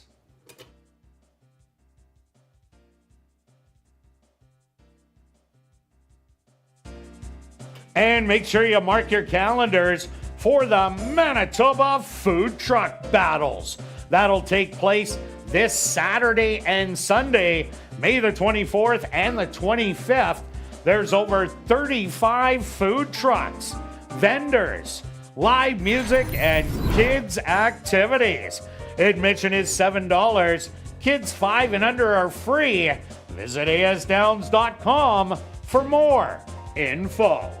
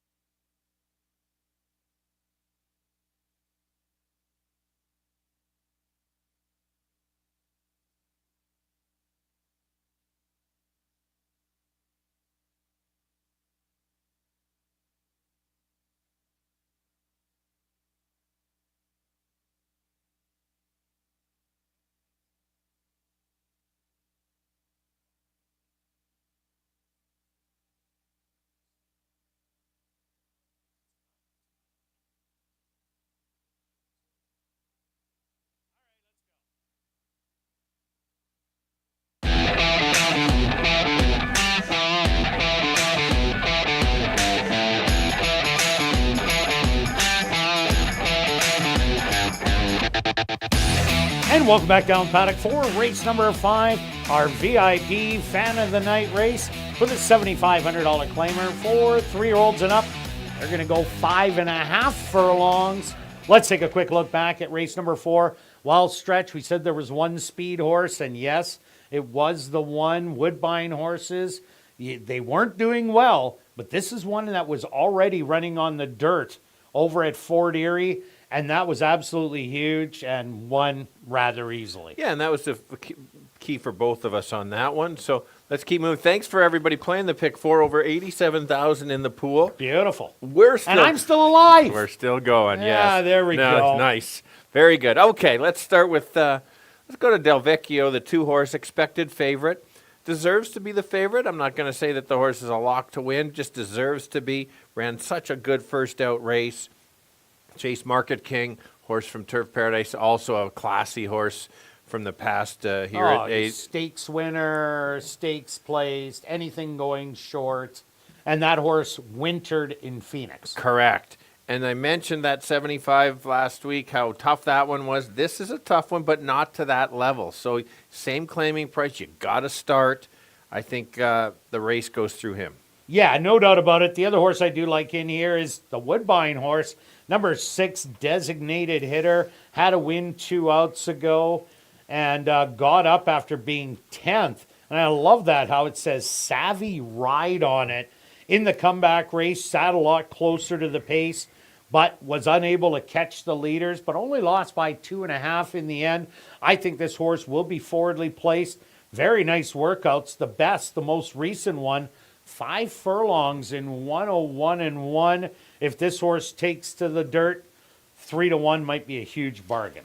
Yeah, and the workout kind of helps you out there. I went to Moon Connection, same kind of angle as the horse won a couple races back with 5 wins. This horse had 6 wins last year, 4 at ASD. Can stalk, make that outside move and kind of take over. Is a grinder like that.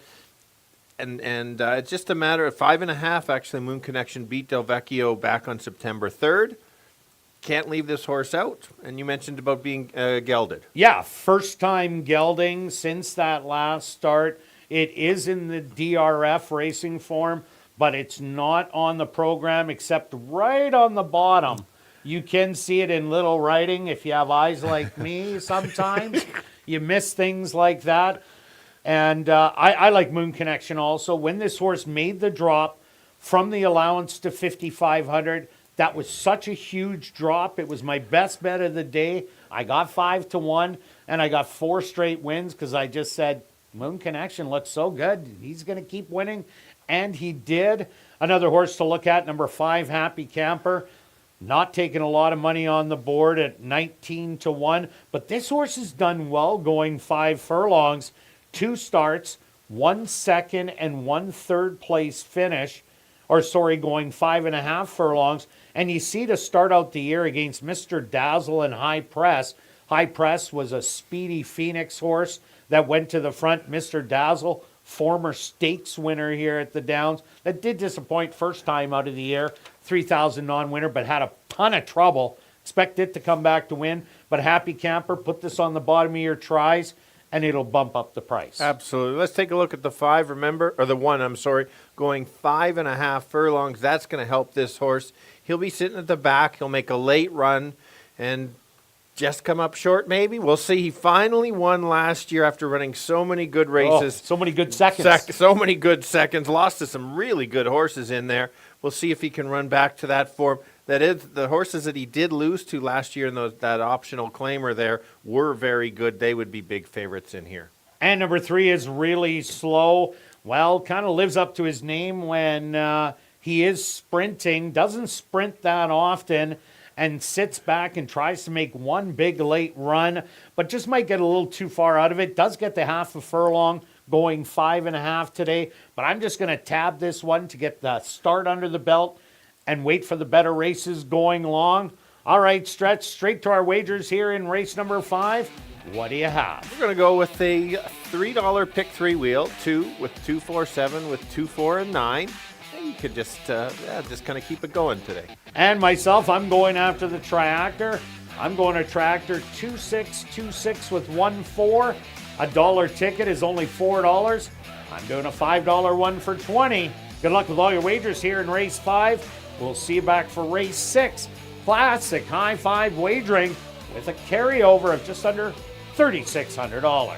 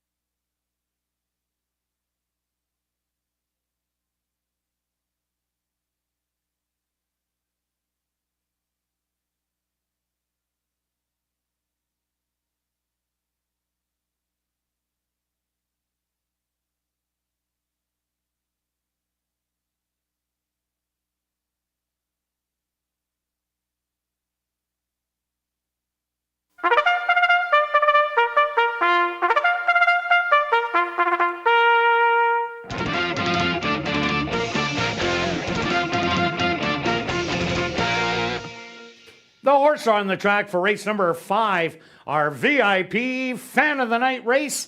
They're going to go 5.5 furlongs for $14,800. Number 1 is Gallant Oak, owned by Monique Goulet, trained by Will Taranjo with Rashad Knights. Number 2 is Del Vecchio, owned by Karen Bjarnson, trained by Tom Gardapi Jr. with Sachin Paris. Number 3 is Really Slow, owned by Hearthstone Stable, trained by Victoria Morse with Sierra Pruitt. Number 4 is Moon Connection, owned by Tom Boyko, trained by Carl Anderson with Matthew Bennett.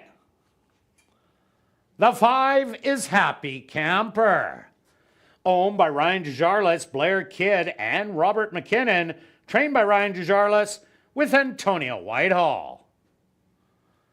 Rounding out the field is number 6, Designated Hitter, owned by Neil Van Dorp and Tim Whitnick, trained by Carl Anderson with Demario Bino.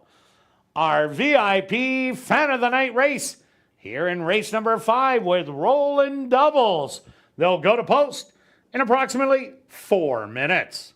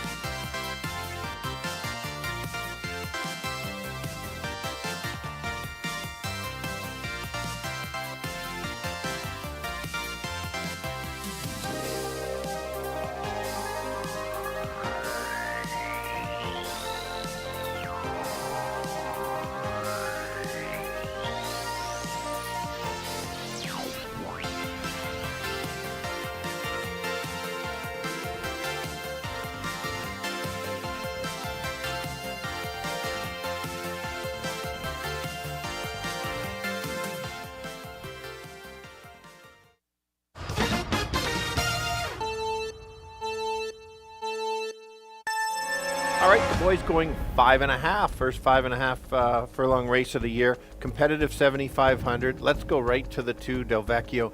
Hasn't won in a while, but ran so well last time, which was last week. Got to go back to him again. Has the speed, doesn't have to have the lead, but just might find himself alone on the lead. Others to take a look at is take a look at Moon Connection. Won 6 races last year. Stalks on the outside, usually makes a late move. See if he can run down Del Vecchio. And the other one that likes to finish maybe second or third, that's the one. Should get a dream trip along the rail, pick up the pieces late. Let's go, 2, 4, and 1. Yeah, Stretch, I'm with you on number 2, Del Vecchio. Got beat by a horse that was a former stakes horse sprinter that wintered down south. So Del Vecchio ran an absolutely huge race in a tough $7,500 claimer first week. I'm thinking he's the one to beat. I also like number 6, Designated Hitter. Flashy workout coming in 101 and 1. Finally had a Woodbine horse win in race number 4, Miko Maki. So maybe that one makes this one look a little bit better. And I'm rounding it out with the 4, Moon Connection. Was an absolute win machine at the $5,500 level. So I'm going to give you 2, 6, and 4. Good luck here in race number 5.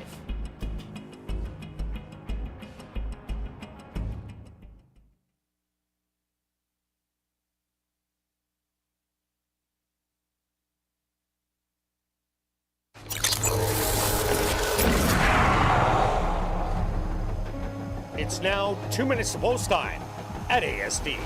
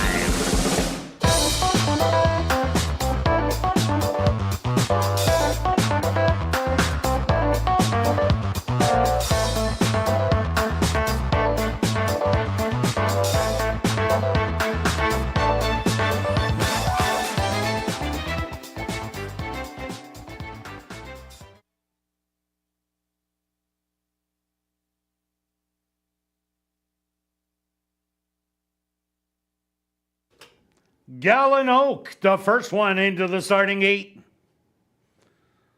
Del Vecchio, the current 8-5 favorite, is now in. It's Really Slow's turn.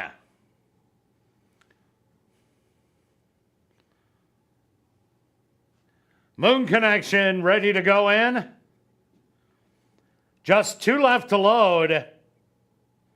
Happy Camper. And now just waited on Designated Hitter. They're all set. They're at the post. And they're off. Braking a little slow, was really slow. But on the inside, Del Vecchio shows good early speed, but matched on the inside by Gallon Oak. Settled back in third, Moon Connection. Moving up, Designated Hitter, 4 wide into fourth. Then it's Happy Camper, and about another 6 lengths to Really Slow, who's about a little over a dozen off the lead. They went the opening quarter, 24 seconds. Del Vecchio gets company once again, but now on the outside by Designated Hitter. And these two nose and nose. Back to third, Gallon Oak, who got in a little bit of trouble. Then it's Moon Connection, Happy Camper, and Really Slow. They hit the head of the lane. On the outside, Designated Hitter. Del Vecchio trying to battle back, but running out of ground. A 16th of a mile to go. Designated Hitter is gonna take it by a length. Del Vecchio second best. Third's gonna go to Happy Camper, and fourth to Gallon Oak.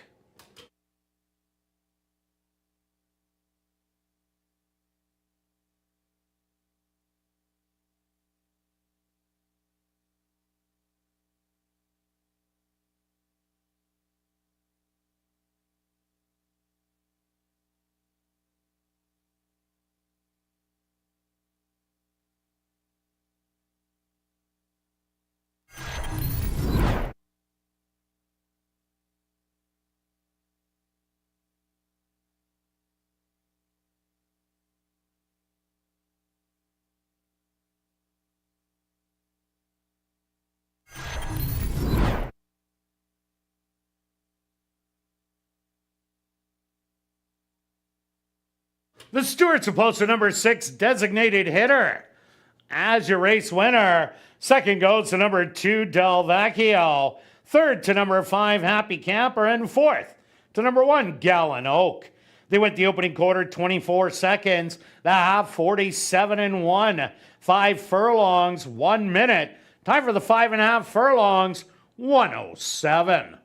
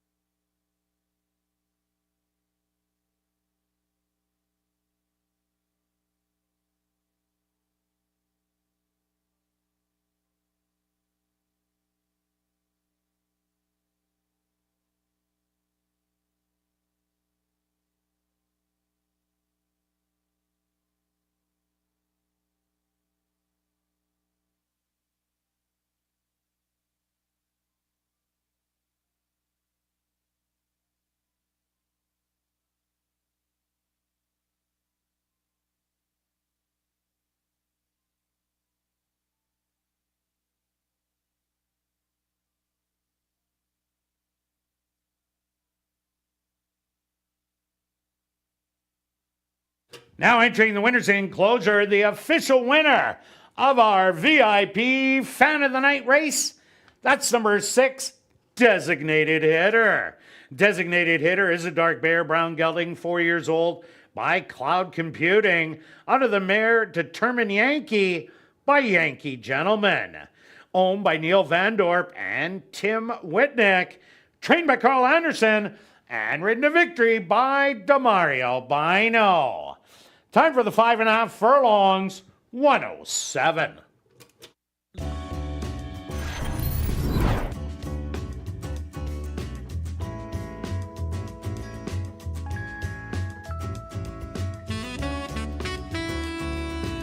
Race 5 is official in the upcoming 6th race. Classic high five wagering with a carryover of just under $3,600. Scratch number 5, Born in a Blizzard. Classic high five wagering with that carryover. Here in race number 6, they'll go to post in 15 minutes.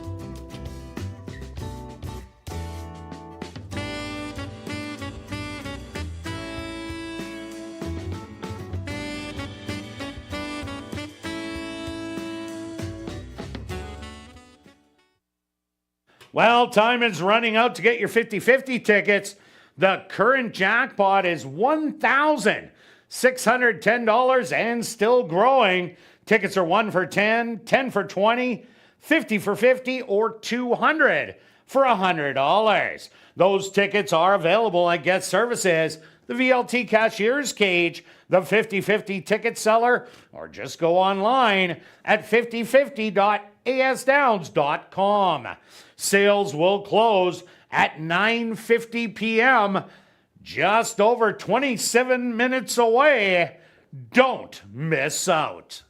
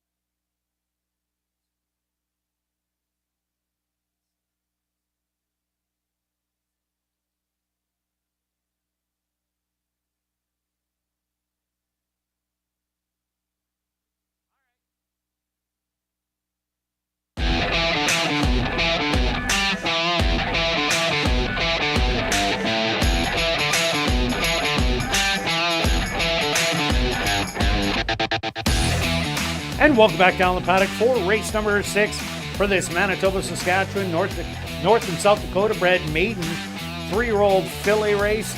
They're going to go 5 furlongs. Scratch number 5, Born in a Blizzard. Quick look back at race number 5, Del Vecchio. Well, we thought would clear easy, but Gallon Oak gave it some grief on the inside. Designated hitter sat just off of it, and that's back-to-back Woodbine winners. Absolutely. Now, I would mark Gallant Oak. I've already marked that horse down, trying to show some speed. Sets this up for a good second next time. Yeah, no doubt about it. There you go. All right, on to race number 6. All right, let's go. I didn't expect the 7 to be the favorite, but maybe I guess everybody's seeing the same thing I am with that last All the work. races are going in 101 and 1, even like the good horses. Yeah. So 101 and 1 kind of fits the bill of a winner.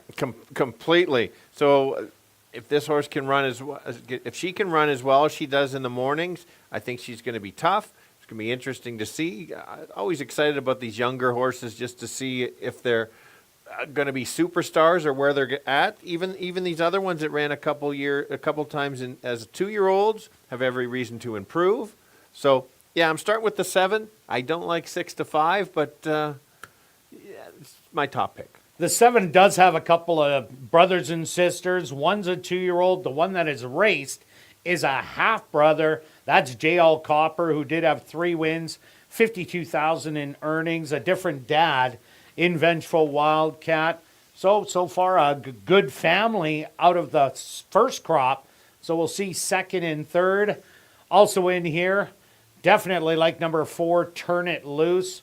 Gets Lasix. Judy Hunter has unleashed one horse so far, and it was a galloping winner on the front end. This horse looks like it has the most speed out of everybody else. First time out, broke slow. Okay, so gets a pass on that. Next time out, showed graced speed against the 3-horse and Prince of the Prairie, who's going to be a really nice 3-year-old breed this year.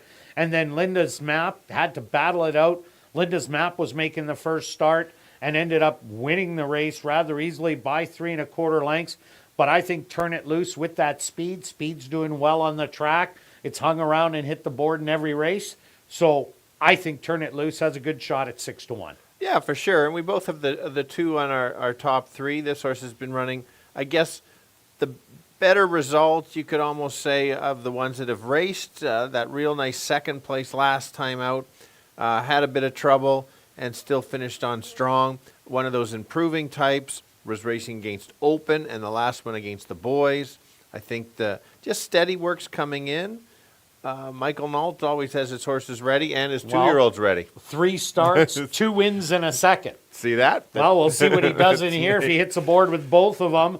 Also look at number 6, Noni's Cookie. This is the other first-time starter. Nonios out of Storied. 4 brothers and sisters, 2 of them unstarted, the other 2 maidens. So not a lot to go on. The workouts are average. Slow gate work, 107. That was nice and easy breeze. Those half miles aren't bad, though. The one's going 50 and 3 and 50 and 4. Comes out of the Mike Taphorn barn, who always has his horses ready. Absolutely. Let's take a look at the 3. 2 left to load, which will not be 2 left to load because there'll be a couple more, right? Yeah. So you're going to confuse. There'll be 3 more after that. You're going to be confusing the people on your speech there. No, I'm not. You've already got it planned. I've already done this a couple of times, as you can tell. Of course. The horse ran 5 times last year. Yes. This horse, I think has potential. I don't know if this is the distance for this horse. I like the race going a mile in the Buffalo. This horse kind of runs evenly. If it improves some speed and gets a little bit closer, I think it's got a shot. Just one of those horses that I think might be needed a little bit longer, like 6 furlongs. Yeah, but it does get a little class relief. It does. Welcome to Hollywood. Maiden winner, stakes winner, G.M. Foxy, multiple stakes winner. Better luck next time in Mr. Splash, both stakes winner. And I talked about Prince of the Prairie. That horse is going to be a really nice 3-year-old this year. So I like this horse in the 1 mini glazed donut. Really didn't get it going too much last year. First time out.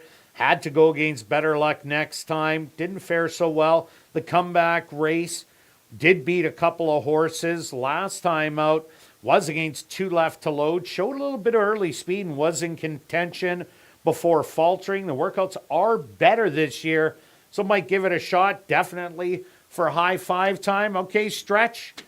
Classic high five, carryover. What's your bet? Of course, it's my bet of $2 high five. We're going to go 247 with 2347 with the same. And it doesn't matter who comes in the last leg because I've got all. 36. Well, that's going to work out really well for you if you can get that through with that carryover. Myself, I'm going after the late daily double. I'm doing 4-7 in here with just a 2 in the last. A $1 one, $2. I'm doing a $10 one for 20. Good luck with all your wagers here in race 6. We'll see you back for race 7.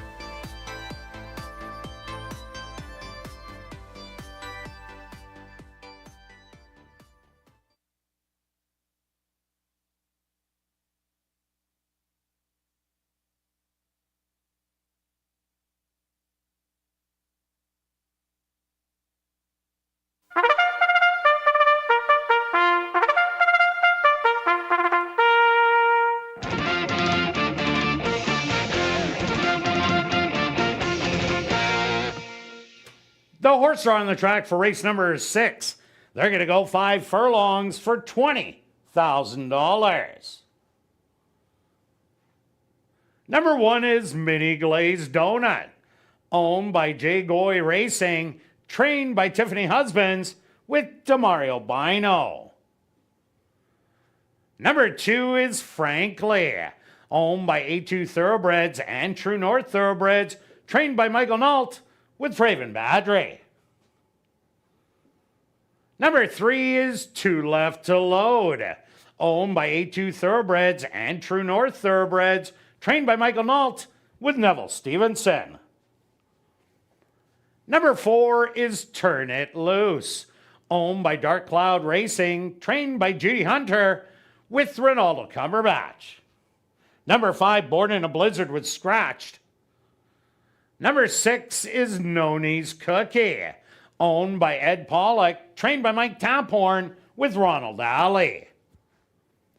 Rounding out the field is number 7, Nickety Split, owned by Jerry Lambert and Lynn Matthews, trained by Tom Gardapi Jr. with Rashad Knights. Classic high five wagering with that carryover of just over $3,600. They'll go to post in approximately 4 minutes.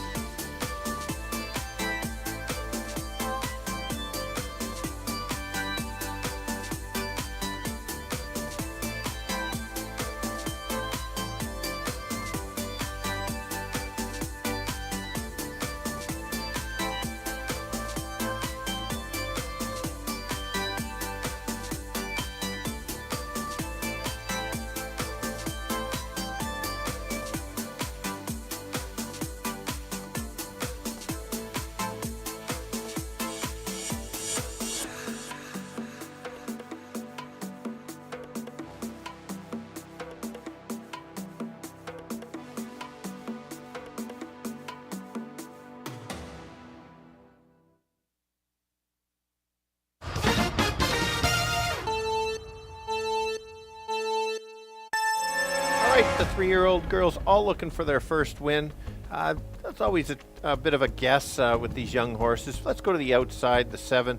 Never raced before, but those morning workouts are just so good. I couldn't pass up this one. Only going off at 2-1, like a little bit higher, but could be really special. Let's take a look at a few of the others. The 2 horse has run three times last year, a nice second, some steady works coming in, certainly belongs.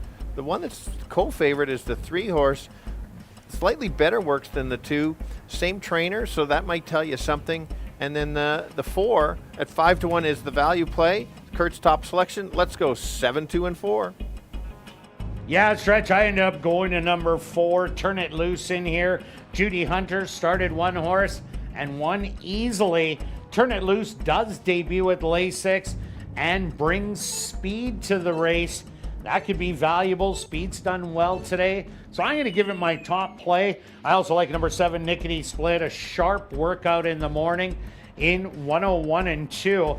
That's about what this race is going to run. So if it lives up to that morning workout, it could be the one to beat. I also like number 2, Frankly. Michael Nald has started 3 horses, 2 wins in a second. He does have 2 of them in here, the 2 and the 3, but his main barn rider is on the 2, Frankly, being Praven Badri. So I'm going to give you a 4, 7, and 2. Good luck here in race number 6.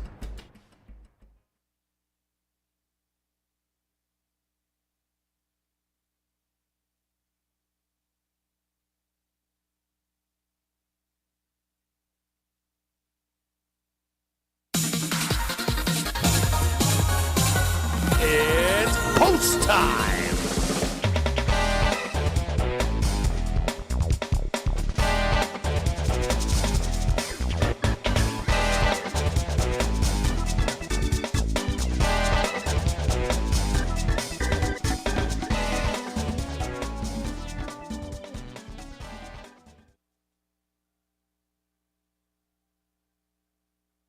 Mini glazed donut. The first one to step up and in.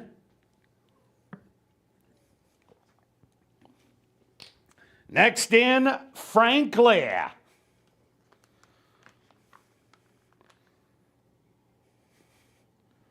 Two left to load. Gonna get a little extra help is now in. Here comes Turn It Loose. Just 2 left to go. No Knees Cookie, one of the 2 first-time starters. And now just waiting on the 9-5 favorite, the other first-time starter, Nickety Split. The field is set. They're at the post.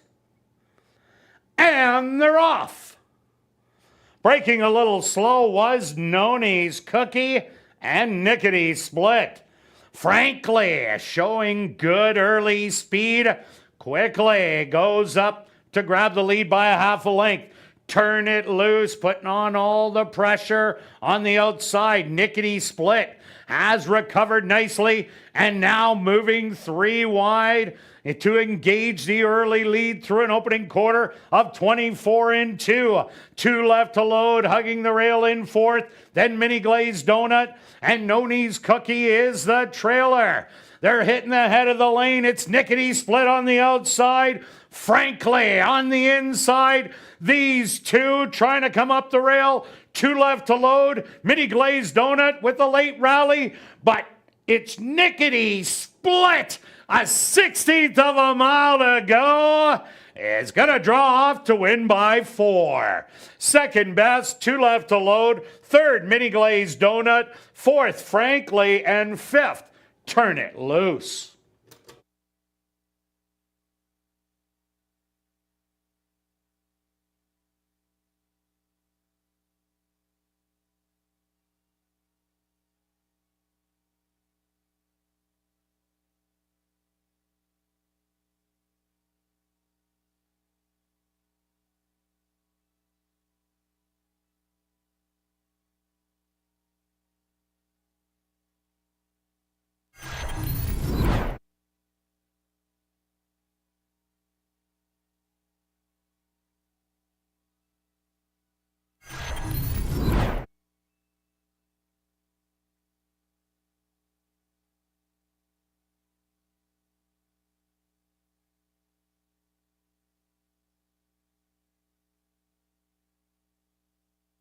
The stewards of post to number 7, Nickety Split, as your race winner. Second goes to number 3, 2 Left to Load.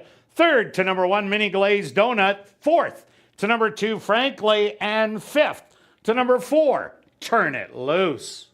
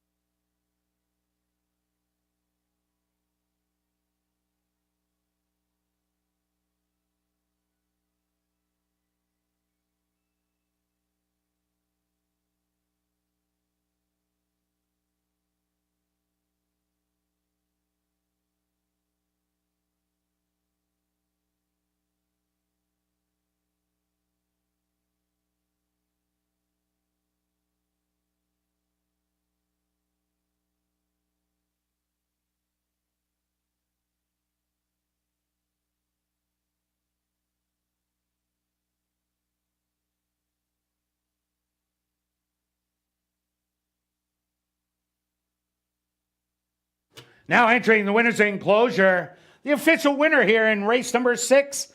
That's the impressive winner, number 7, Nickety Split.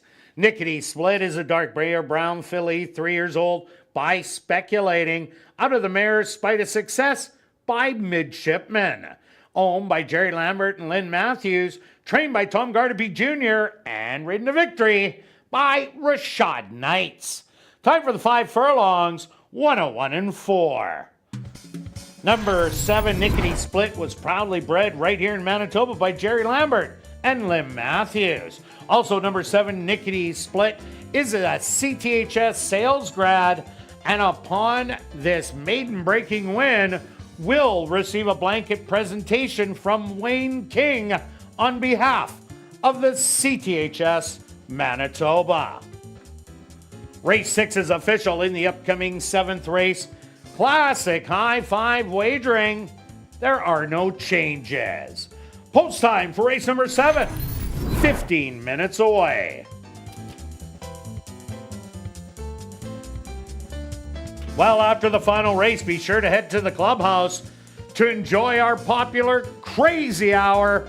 Beer, shots, and wine, $5. And 25% off all appetizers. And our $500 Crazy Hour cash draw will take place at 11:30 p.m. in the VLT Lounge.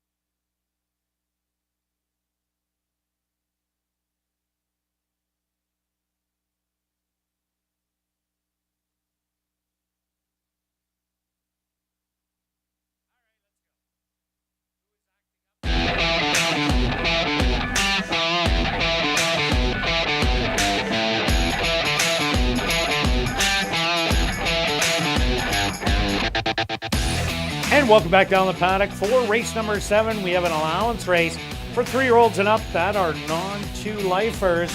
They're going to go 5 furlongs. Quick look back at race number 6 stretch. Well, Nickety Split lived up to the work.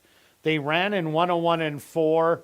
And if Nickety Split didn't break bad, probably would have went in 101 and 4 and won by even more. And not to mention about 3 to 4 wide most of the trip as well. So anyway, look, the works were real. It was a nice race. And then how about an improved by the one horse that showed nothing last year? That was and then a huge improved, race. And we've seen that from not from time to time, Yep. many times when they go from 2 to 3 or very few starts. Or 3 to 4. To 3 to 4. Very All right, good. on to race 7. And a wild one in here. Lots to like about a lot of different horses. Yeah, a good 9-horse field, wide open. We do have a slight favorite on the 4, but I'm going to start with the 2 if Julia could find the 2, as she always will. Now look at how sharp she is. She gets it there. Great Let's job. go to the 2. Lots of tries here as racing in Tampa. Tampa's been stellar so far this meet and also previous years. This horse shows speed. You watched a good replay showing that the horse can kind of stalk and take over. That might be the trip that he wants in here. So it's just a matter of what they decide, because there is some other speed, especially like Air Force Reserve, Northern Echo, Better Luck Next Time. They all have some gas that they could show in here. Yeah, absolutely. Yeah, and that race 2 outs go, the jockey broke out of the gate, wasn't hustling hard. The horse did it all by himself, and that's what I really like about horses like that. Another horse that I do like in here, number 9, Big Walk. As I said, 1, 2, 6, and 7 all have early gas. So if they want to go log jam it up on the front end, Big Walk, what a big race 3 outs ago at Will Rogers, sat in 6th place, and then just drove on past to win easy by 4. The 2nd and 3rd place finishers both came back to win, then went a mile. That might have been just a little too far, even though it was a good race, and then came back with a little bit of a flat effort. But the winner was just so far ahead. That's usually when the jockeys kind of give up, when they can't even see the horse in front of them anymore. But I think Big Walk is the one that can rally from off it. And if it comes back with that race at Will Rogers, the win, that will be a big effort at a decent price, 13 to 1. Absolutely, yeah, I agree with you. I'm a little surprised who the favorite is, the 4. I did select this horse. I thought this horse was improving last year. Some very nice works coming in, especially 2 back on the May 3rd. Lise Pruitt has 1 win for sure, or 2? 2 wins. 2 wins, as it shows. I guess I can't read a form. It says it's right in front. Yes, 2 nice wins, 3 out of 4 in the money last week. So get Antonio up. He'll set this horse in a nice spot and try to make a late run, especially if there's a fast-paced duel early. Yeah, another horse to look at, number 6, Air Force Reserve. I think this horse will love the 5 furlongs. Has never run 5 furlongs. Ran some really big races last year at big prices. Ran 2nd in No Show, No Call at 70 to 1 and looked like it could win that race. And then the last start of the year did it again, opened up, but then No Show, No Call was just too good. And No Show, No Call won 6 races and made the most money here at the Downs. So Air Force Reserve ran so big. Tom Gardapi's horses running lights out so far. I think it's a great long shot to throw in. Yeah, let's go to the rail horse. Is a 3-year-old. It's always tough this time of year. This horse has had 1 start, has the works coming in. You just never know what that 1 start was in July. Looked good doing it. I remember that race and just looked so good. Now is growing for sure. We'll see where this horse belongs, if it belongs in the allowance condition or not. Also, take a look at number 7, Better Luck Next Time. This horse has already won 2 races, but one of them or both of them were restricted. So if Better Luck Next Time wins this race, can come right back into it. Did beat up on restricted horses. The one time it did go in open company, was beaten by GM Foxy, but everybody got beat by GM Foxy until the last start of the year. And the way Michael Nault's horse has been running, can't leave it out. Yeah, speaking of GM Foxy, let's look at the 3-horse. Yes, your horse did beat this one. Is the closer going a mile? Has the right set up back to that pace battle? If there's no pace battle, this horse might be up against it. But again, we'll just see where this horse belongs. Lots of upside to it, too. It does have blinkers this year and last. And does have the leading jockey on it, Rashad Knights, who's won 5 already this year. Also take a look at number 5, Conspiracy Theorist. First time out this horse ran, me and Stretch said, oh my, this is a runner. We showed the replay to everybody. We said, bet everything. And, well, we did at 5-1. But we got great odds. The horse ran great. The comeback race was also good against Welcome to Hollywood and Prince of the Prairie in the Winnipeg Futurity. Does have good works coming in. This one isn't out of the question either. Yeah, and the Woodbine Invader that we've got technically 2 Woodbine Invaders that have won today already. This one's coming in after a maiden win last year. Has the works over the track. I like that, so that sets it up. You're getting a 30-1. Maybe a tough ask, but it is a 4-year-old that has the advantage against some of the 3-year-olds. It's a competitive field. Yeah, no doubt about it. All right, let's go to our wagers here in race number 7, Stretch. Let's try and get this last one. What do you have? All right, we've got a $1 tri-wheel, 2 with 4-9 with all. Okay, and what's that other one? Well, so Wednesday is show parlay Wednesday, right? Okay, but you know it's Tuesday, right? Yeah, but I'm starting early, so if I can hit this one, my first bet will be the winning, so I get a jump start. And nobody said you couldn't do that. You can do anything you want. Very a 20 show on the 4 for the show parlay Tuesday carried over to Wednesday. And myself, I'm going after the tractor. I'm going to take 2-9, 2-9 all. Then I'm going to do the wedge. I'm going to take 2-9 all with 2-9. Both of those tickets, $14 each for a total of $28. Good luck with all your wagers here in race 7. And see you back tomorrow, 6:45 Central for ASD Live.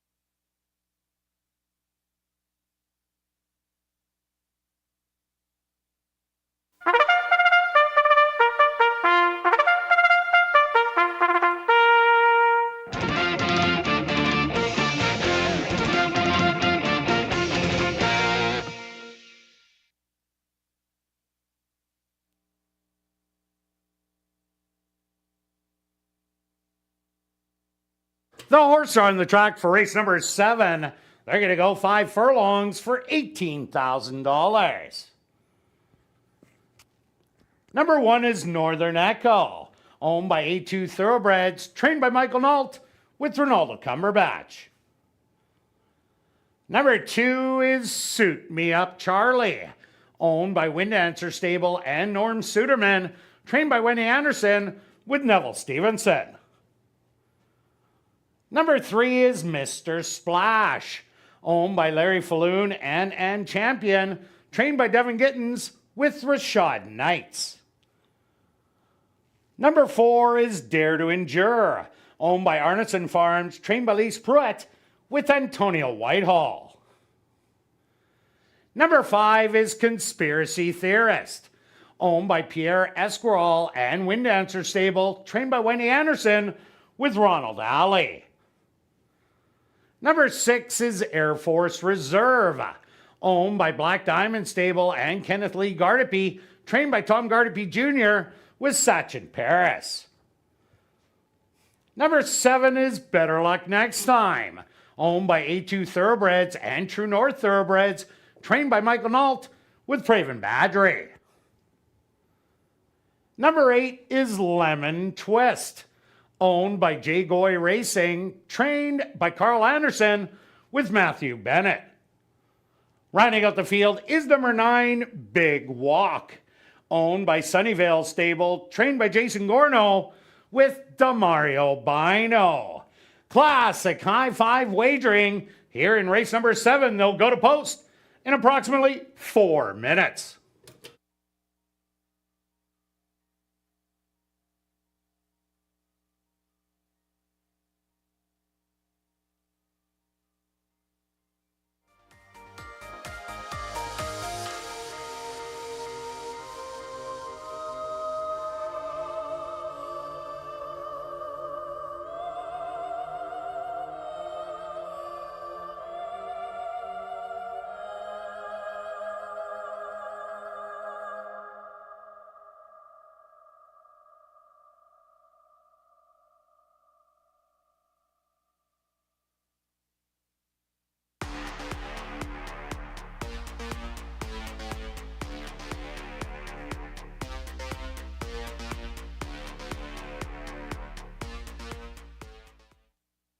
And ladies and gentlemen, we've drawn our winning number.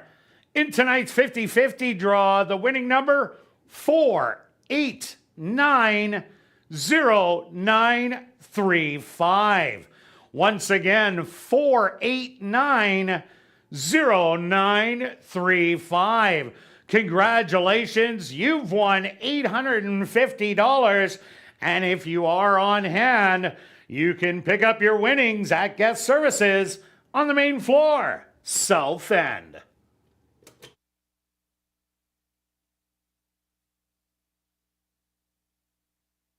All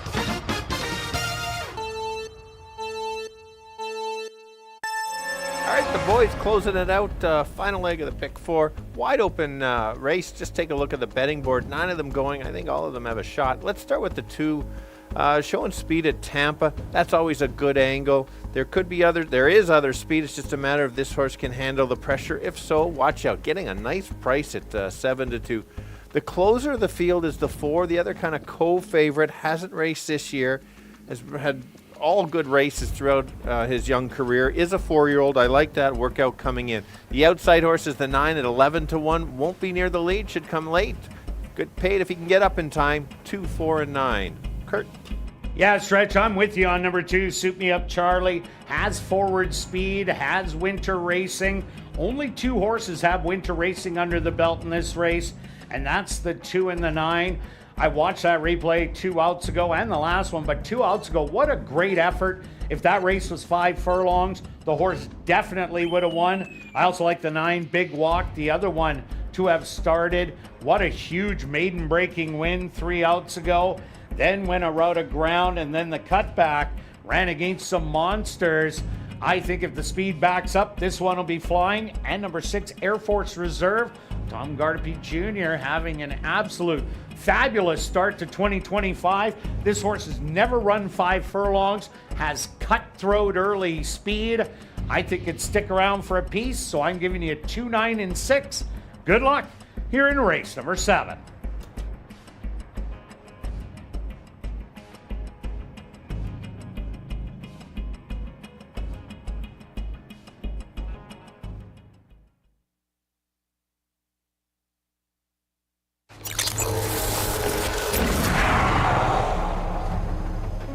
It's now 2 minutes to post time at ASD.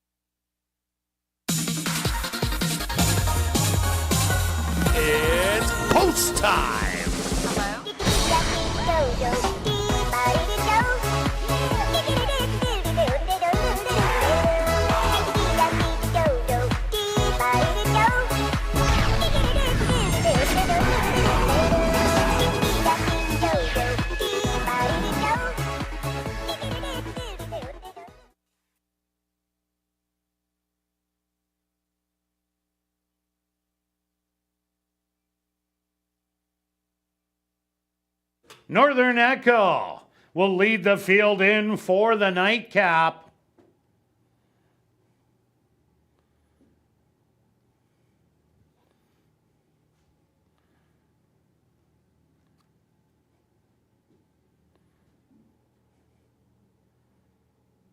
Suit Me Up Charlie, now ready to go in. Mr. Splash now finds his spot.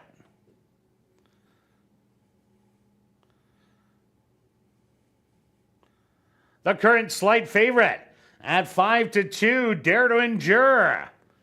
Walks right in. Conspiracy Theorist is next.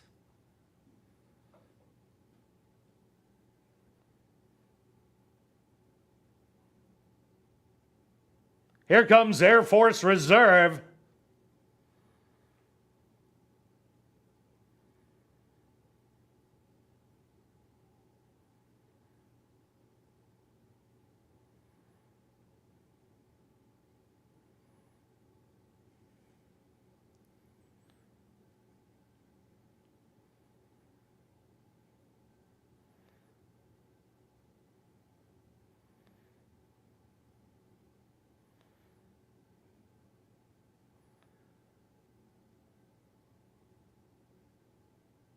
Air Force Reserve is going to get a little extra help from the gate crew.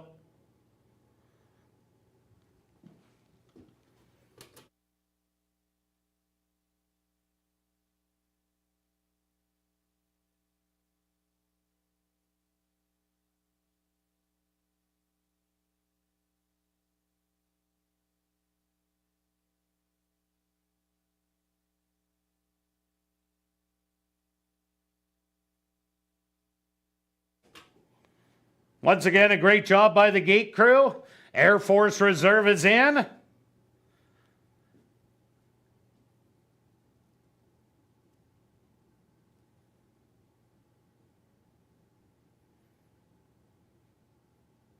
Next up, Better Luck Next Time.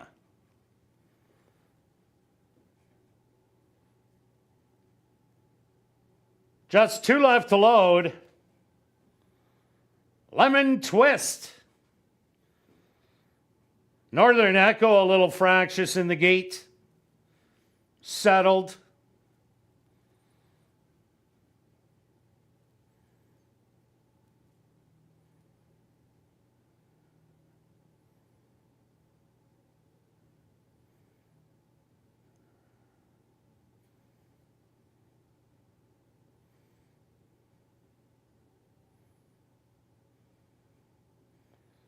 Lemon Twist getting a little extra help.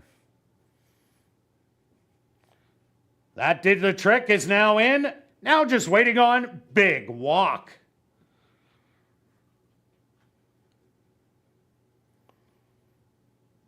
Air Force Reserve a little fractious.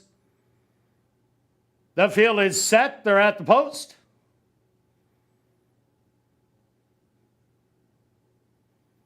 And they're off. From the inside, Suit Me Up Charlie. Flashing early speed with Northern Echo. To the inside, 3 wide, Better Luck Next Time. With in between horses, Dare to Endure. Mr. Splash sitting right in behind them. Another length and a half back. That's going to be Lemon Twist, Big Walk. Then another length to Air Force Reserve. And your early trailer, Conspiracy Theorist. 23-4 the opening quarter. Suit Me Up Charlie and Dare to Endure. Battling it out as they hit the head of the lane. 3 wide, Better Luck Next Time. Dare to Endure now takes over. Better Luck Next Time to the outside. Suit Me Up Charlie. A late rally from Big Walk, but Dare to Endure is going to take the finale by 3. Very close for second and third between Suit Me Up Charlie and Better Luck Next Time. Air Force Reserve rallied for 4th.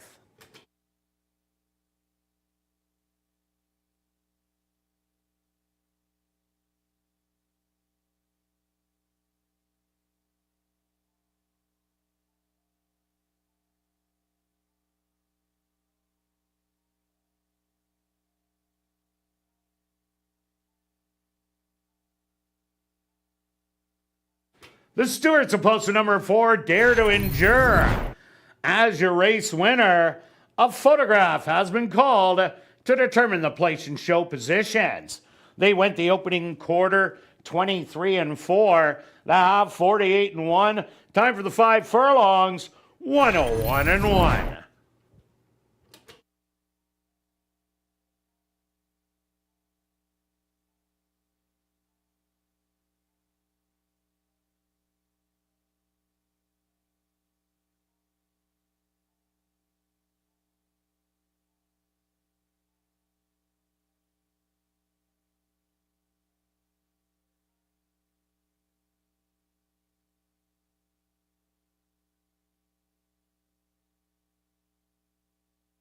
Results of the photo show number 7.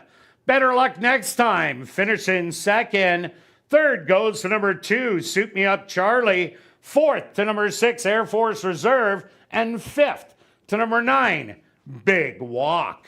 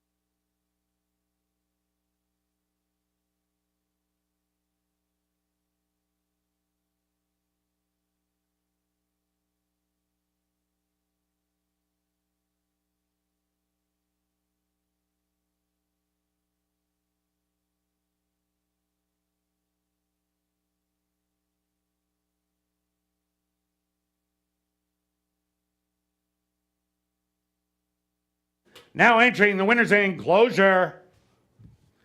The official winner here in race number 7, that's number 4, Dare to Endure. Dare to Endure is a big gelding, 4 years old, by Yoshida, out of the mare Galena Point by Saphir. Owned by Arneson Farms, trained by Lise Pruitt, and ridden to victory by Antonio Whitehall. Time for the 5 furlongs, 101-1.